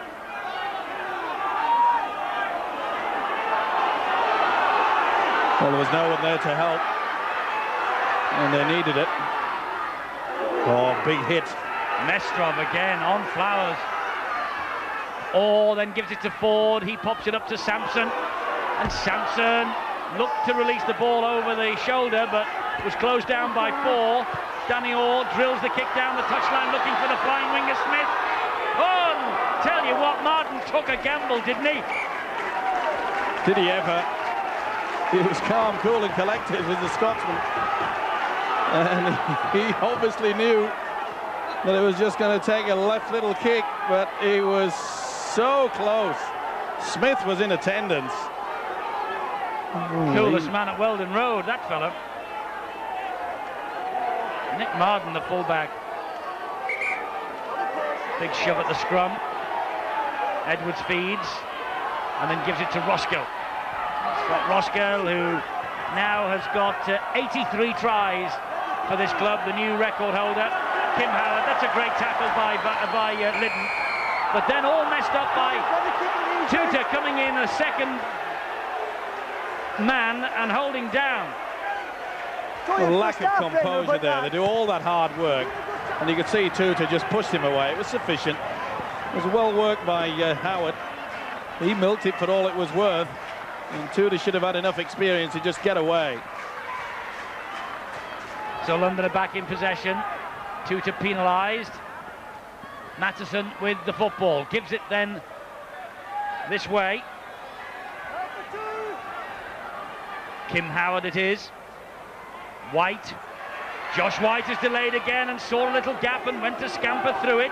Good job that Danny Orr got the tackle in. Martin at dummy half to Matheson. That's Kerrod Toby now. Matheson. Edwards. Bowden, it looked forward. Big screen from the terrace. Robert Connolly unconvinced. Play on. White dabs it through. A race for Gill. And Vowles takes charge of the situation, does really well. Bounces off White, who comes back for a second snap. And with a little help from Howard, he's pulled down. Well, it was a beautiful kick. And Vowles said it's mine. And it had to be. Because I think Flowers would have been absolutely flattened with the defence coming towards him. Well, only one substitute used by Stuart Raper. It's a very warm night. The Castleford at the moment, they're playing on with what they've got. He's lost it, Danny Orr. The mistakes coming fast from both sides. It's the pressure. They know. London fighting to make sure they've got those 2 points to push Bradford all the way for the Super League title. And of course, Castleford desperate to avoid relegation. It could not be any tighter. 1 point in it. Well, almost by magic, we said, when would Stuart Raper make a change? And he has. Lee Harland has come on for Brendan Tutor. Well, I think if he realises that Brendan Tutor was getting very tired, he's given away a silly penalty. And with the game so evenly balanced, you've got to have good, hard workers out there that's thinking all the time. Edwards keeps the movement going. Here's Kim Howard once more. And he's bounced off too. And he loses the ball in the tackle. Richard Gay has got it back for Castleford. Good defence there by Lee Harland. Spun him around, lost control of the football. Fresh legs for Castleford in number 17, Harland. And it's at this point now, and they've given away a silly penalty. Hands in at the play the ball. Well, Mestroff all over. Little doubt about it. You've got to release the player as soon as you've made the tackle. There's some tired legs out there, which we expected from the London side, but it's been an heroic performance for them to be just 1 point adrift. Surely there's players out there that may run in on empty. You wouldn't believe it looking at the way they're piling into the tackle. This is Sampson, straight up the middle, Sampson. How brave was Kim Howard then, he stuck to his guns.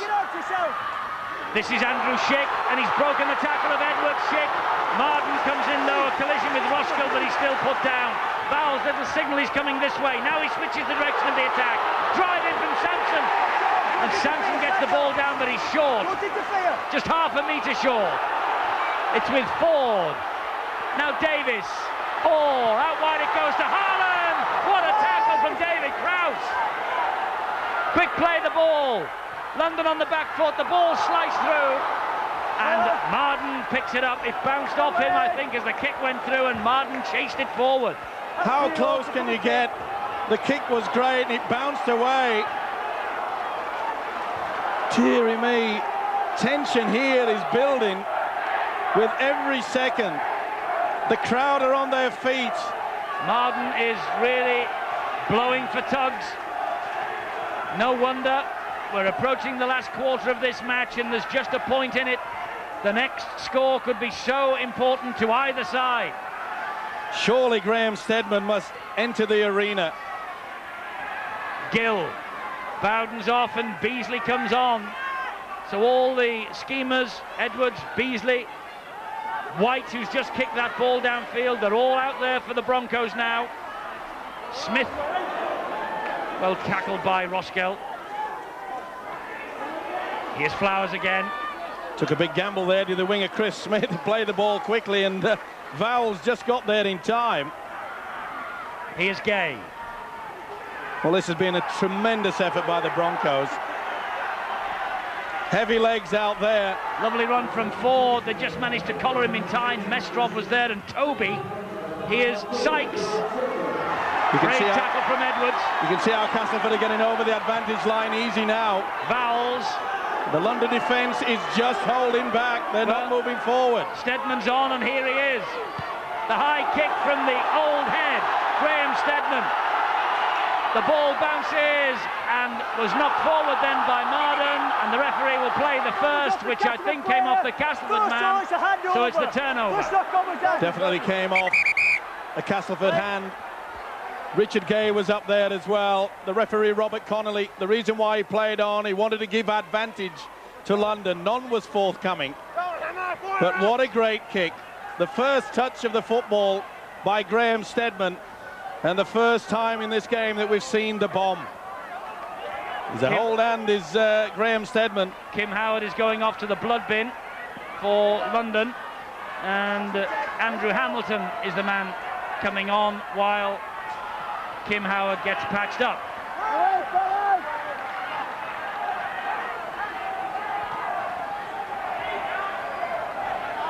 First drive from the substitute. Edwards and Toby.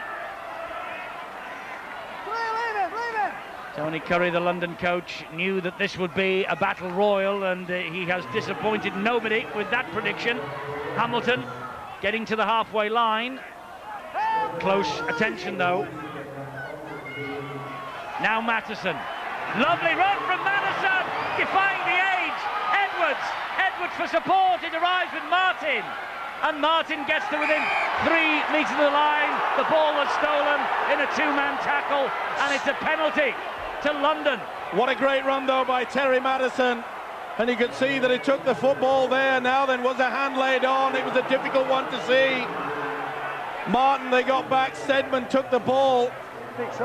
Now then, did Davis release himself away from the tackle? He probably did, but it's very difficult for the referee to see.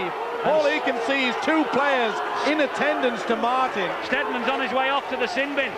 Professional foul, according to the referee, Robert Connolly. That's a big call by Robert Connolly. To be fair to the official, he was on the other side of where the ball was being reefed away by that man from Martin, and he could not see whether Brad Davis had a hand. It is a very tough call indeed. Perhaps on the slow motion, Eddie, you'll see that perhaps Davis had come away and left his hand, but it was a split second. A tough call for any official. Stuart Raper's out and sending the instructions onto the field as Terry Mattison shapes up for another important kick. Remember the goal he scored against Wigan last year. He's missed this one though, and Castleford's lead is intact.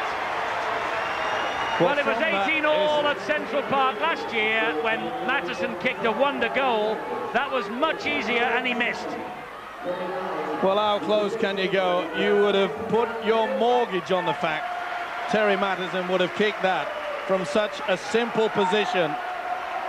Now, how big a psychological blow will that prove for the London Broncos? We'll have to wait and see.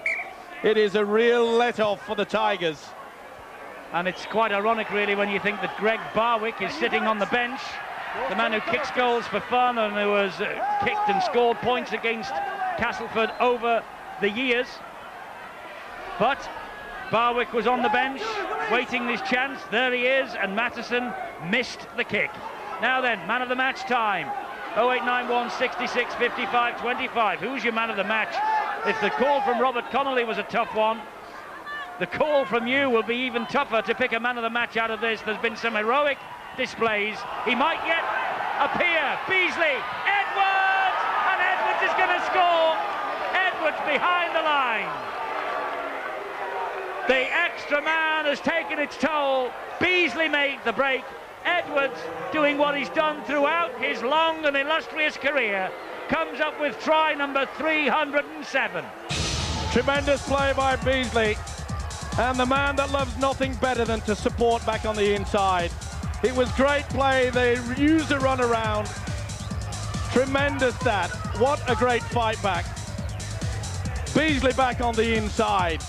The poacher, the experience of Edwards has put London Broncos into the lead at a vital time in this game. The run around with White. Neat little pass. See how Gill took the man out.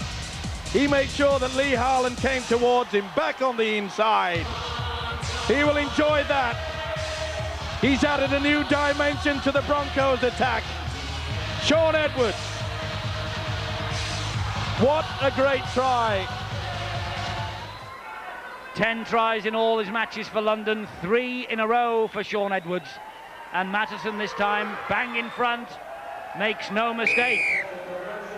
So London now have a 5-point lead, but the game is not over yet. Quarter of an hour to go. They've done a run around. Watch how Edwards goes back on the inside. There he goes. Great anticipation. Used a run around with White. Finishes up with a 4, a vital 4. Stay outside. Stay outside, Shaun. What a competitor Shaun Edwards is. Hold and wait. So London now in the lead. Toby withdrawn and Kim Howard comes on. Remember, Howard not long ago was in the blood bin. Well, we said that miss by Mattison from a simple attempt with a penalty perhaps might be a bitter blow to their confidence. It certainly hasn't proved that way. Remember, Castleford down to 12, Stedman off into the sin bin. But what courage is being shown by these Broncos. Now then, Vowles. He's got Critchley and he's also got Smith in support. And that ball went backwards, so it's play on. And Smith's able to get up off the floor and continue the run. Martin, support arrives. Great defence back.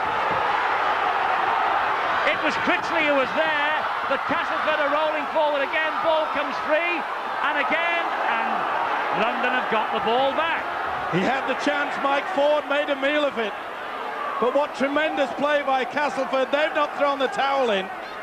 They kept the ball alive. Vowles on the inside. Smith couldn't get a hand to it. It was play on. He kept going. Back on the inside. Beasley to the rescue. He created that last try, did Beasley. And now Castleford have sinned yet again. Yes, they've conceded the penalty for Liddon at the play of the ball. Messing around as Gill got to his feet. Frustration written on the face of Liddon. They're running out of time now at Castleford.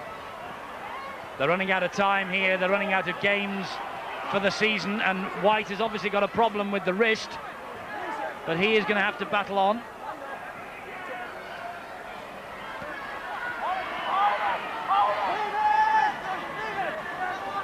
Ten metres inside the Broncos' half. Howard picks himself in front of in the Tigers' half. Howard picks himself up. The ball comes free, and it's play on. Castleford have got it back. Jason Flowers. Well, what great impact there. That's the reason why I lost the football. Flowers takes the tackle. A hint of a flop maybe from Mestrov. Sampson up the middle. He's had a big game. He really has lifted himself. He needed to as well. Here's Ford. Ford a short ball to Harland. Harland thought about releasing the pass but took the tackle instead. Russell. Richard Russell. Quick thinking from the dummy half. That's what's needed. Davis is there. He gives it to Ford. And Ford hoists the kick. Trying to have a go at Fat Nauna. And they all came in on Fat Nauna. He was in the air and was taken out. Penalty to London. Took him out there. Flowers, the fullback, went for the man, not the football. Another pressure penalty, another pressure decision by Robert Connolly, who has had a fine game tonight, I might say. Mike Ford has questioned the decision and he's marched them back another 10 metres. This has not just been a pressure game for the players. This was a big call. You could see that it eventually hit Gay. Would have been a knock-on anyway, but the fullback Flowers took the winger out. They know perhaps that he's a bit dodgy, Fat Nauner, for the high kick, but up to now he's getting away with it. Well, Greg Barwick is on the field for Tony Martin, and he really has proved a problem for Castleford over the years. High shot. Touch judge is on. It was a high shot. Liddon, I think. High tackle. Yes. Touch judge on quickly. Little doubt it was a high one, and it was a bad one. And Howard would have felt that. Good run on the blind side. Well, I'm afraid Castleford are losing their marbles. They're losing their cool when really they should be just making sure they go low in the tackle. Again, London will gain valuable metres forward. He's not happy, and rightly so. Well, his substitute Graham Steadman has still got a couple of minutes left to serve in the sin bin. These are desperate times for the Tigers now. Now leave it, don't interfere again. Stand okay, you knee out. That's good. He's making another change. Stuart Raper, Richard McKell has returned. There he is, in the tackle, driving the man back. Andrew Hamilton. Here's Edwards, held it up then for Marden, and the referee. Did Sampson get him across the neck, or did he get him on the shoulder? Either way, the official has blown the whistle. Back on the inside, Marden. It certainly finished up underneath the chin. This one will show it. The impact is on the chest to start with. The referee's going to put him on report. He's called the captains across and his touch judge. Right. Well, that looked a fair one to me. The impact was across the chest. I know he finished up. He's given the penalty to London for a high tackle. Well, Sampson perhaps would be a little bit confused with that. But what a vital penalty to give away. And now the decision for London, who's to take it, Barwick or Mattison? Mattison's tossed the ball to Barwick, and Greg Barwick, 28 points, a record against Castleford last August. 2 goals and a drop goal, won the game here last year. He scored 45 goals this year, Greg Barwick, and this is a big kick, not only for London's championship ambition, but also for Castleford and their survival hopes. This will make it a 7-point advantage to London if it sails over, and Castleford will have to score twice. Barwick with the kick, and Barwick gets the 2. So Tony Curry, who's come out of the stand and down to the touchline, knows now that Castleford Tigers must score twice, and Stuart Raper can feel the shifting sands of relegation under his feet once more.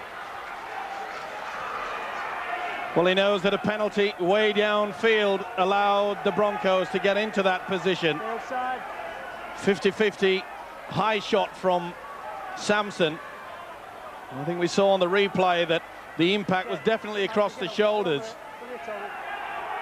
But either way, the Broncos will gleefully take the 2.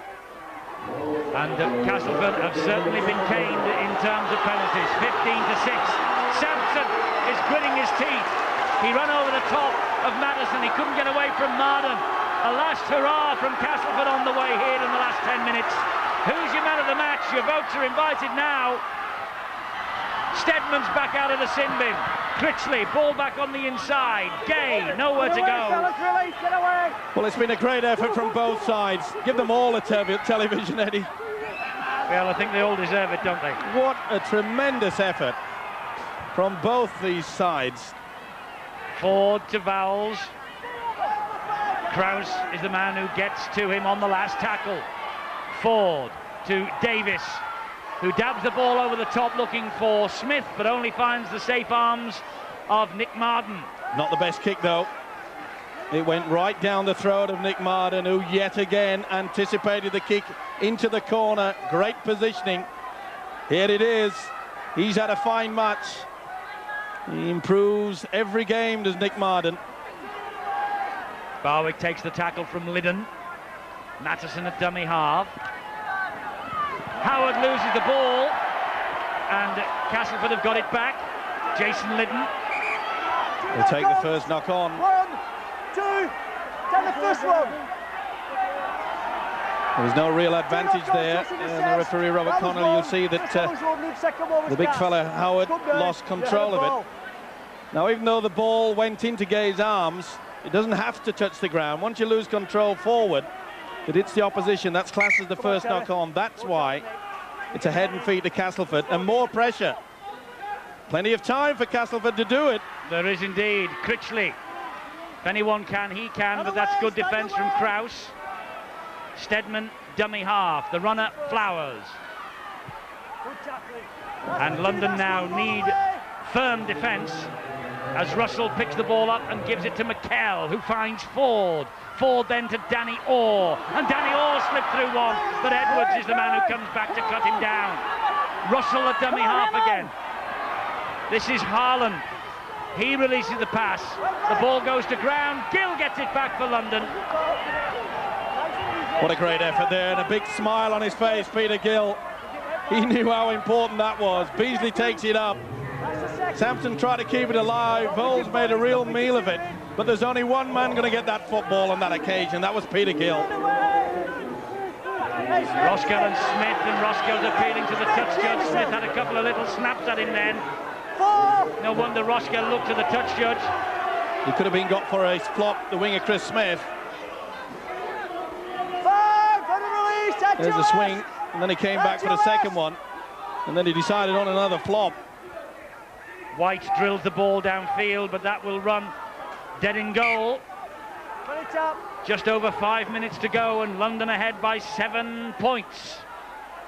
Castleford must get on with it.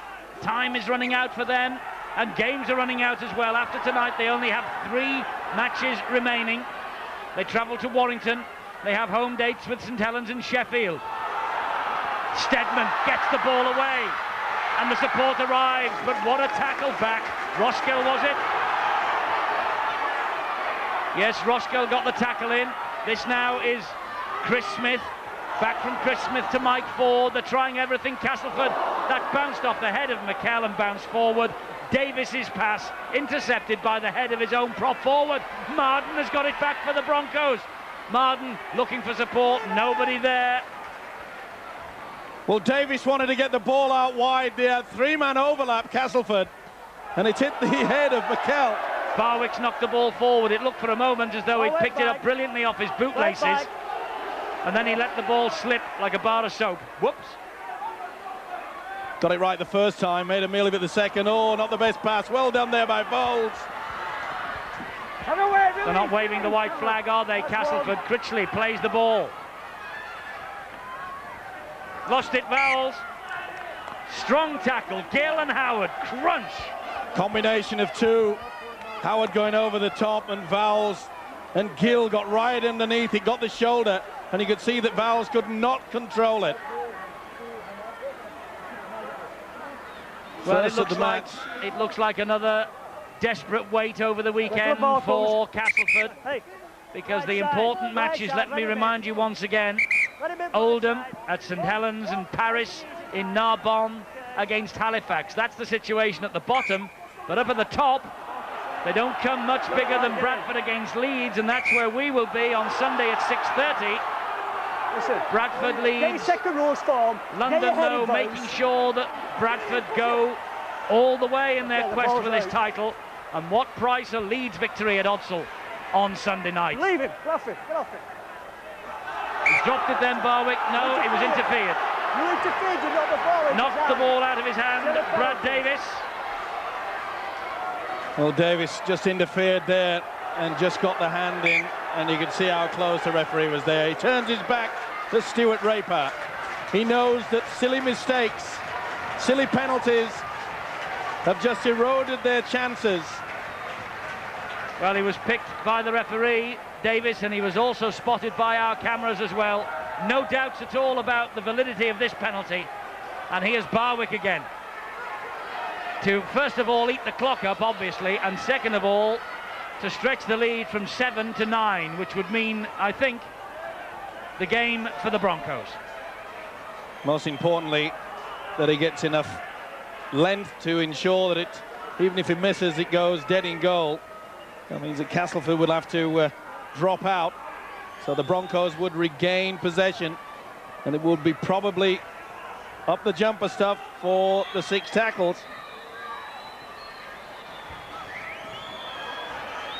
Barwick, a problem for Stuart Raper and Castleford, and Tony Curry can't bear to watch by the looks.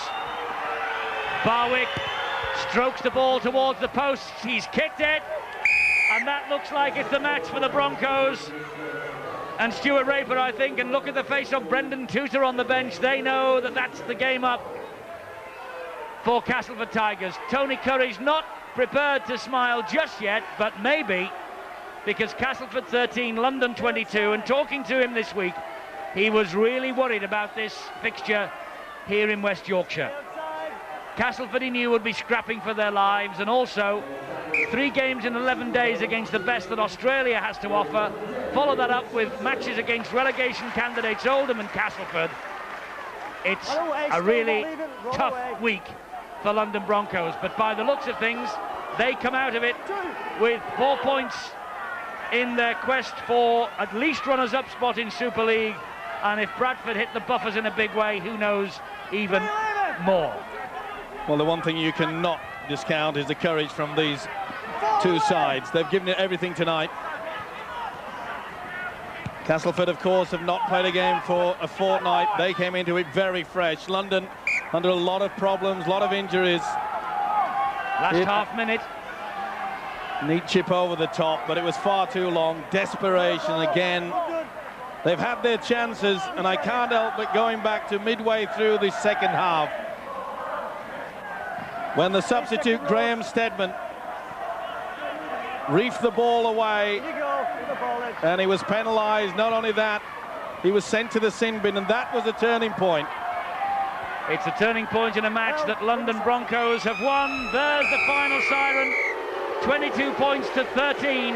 London have won a really gutsy display in the second half, which produced tries for Edwards and White.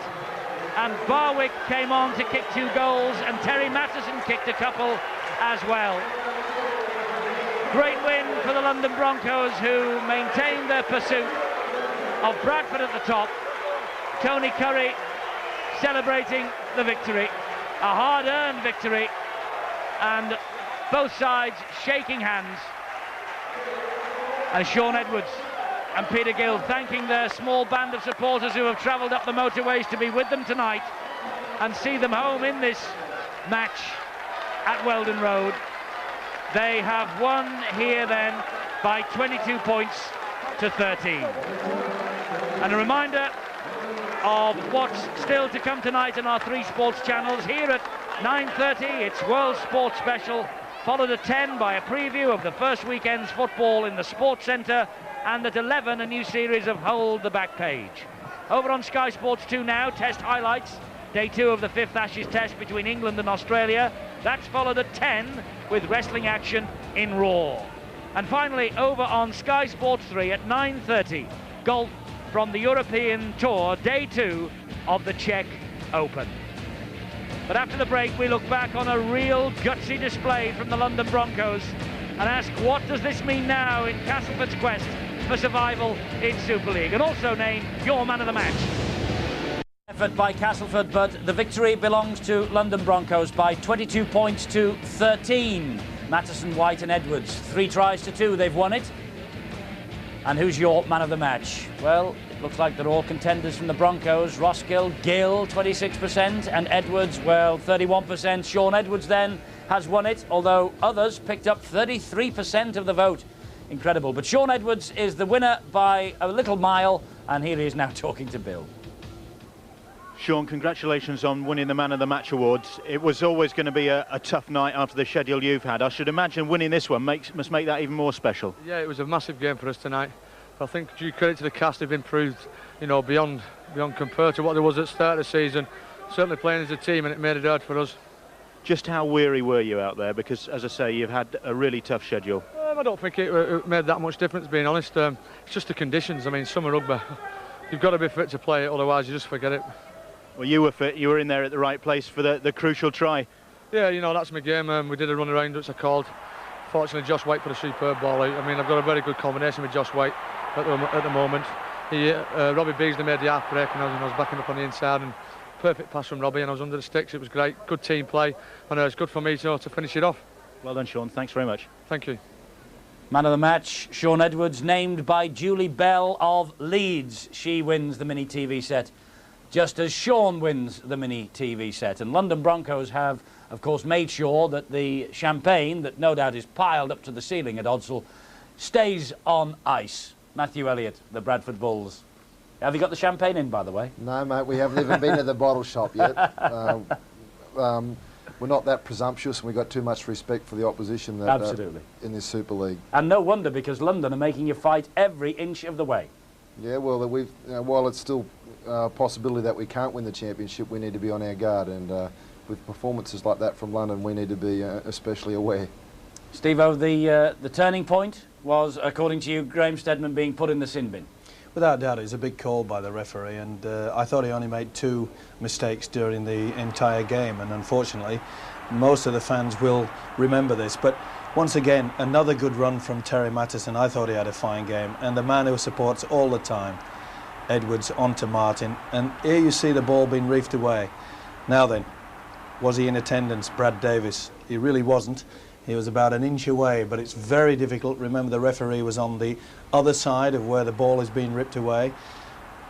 There's little doubt that he reefs it away there, but you can see that Davis went into the tackle, but he was not touching the man. It is a very, very hard call, but try convincing the Castleford fans over that. It was a shame, really, because I didn't think that any side deserved to lose. It was one of those games. A great effort from both sets of players. Indeed so. Very hard. Indeed so. Let's take a look at what it means to the table. Well, there we are. London are now within 6 points of the Bradford Bulls at the top, but down at the bottom, well, time is beginning to run out for Castleford. They have 8 points from 19 matches. Oldham and Paris involved in vital games this weekend as well. And I think, Matthew, it's a question really that they are running out of matches, Castleford. They've got the bravery, they've got the effort, the endeavour, the spirit, but they haven't got the games. I probably feel a little hardly done by tonight. I think there was probably a few key decisions that could have gone either way that didn't quite go their way, and they put in a lot of effort, and it's devastating when you put that amount of toil in and come up with no 2 points. So they'll have to regroup and get themselves ready for next week. Well, they will. I think Steve made the point just before we came on the air as well, that Paris and Oldham have to play each other before the end of the season, so one of them looks like being safe. Well, I guess the biggest Paris fans will be over here at Castleford, and there was a few Bradford Bulls fans here tonight, so I know who they were cheering for. I noticed them, yeah, there was a few Bradford fans, all right, and I'm sure there'll be a few more Bradford fans at Odsal on Sunday when the big game comes along against the Leeds Rhinos. The match at Headingley was an absolute classic, and part 2, I'm sure, will be equally so. Bradford against Leeds then on Sunday at 6:30. You can join us, I trust, on Sky Sports for that. We won't see Matthew in the studio then, but we will see you on the touchline. It's been a pleasure as ever having you with us. Thanks very much for being here. Good luck on Sunday as well. I'm taking nothing away from Leeds, by the way, before we get the letters. Steve-O will be up for it as well. He'll get a new shirt by Sunday. It's been a warm night. It's been a warm night at Castleford. Well done, London. Hard luck, the Tigers. Bye-bye.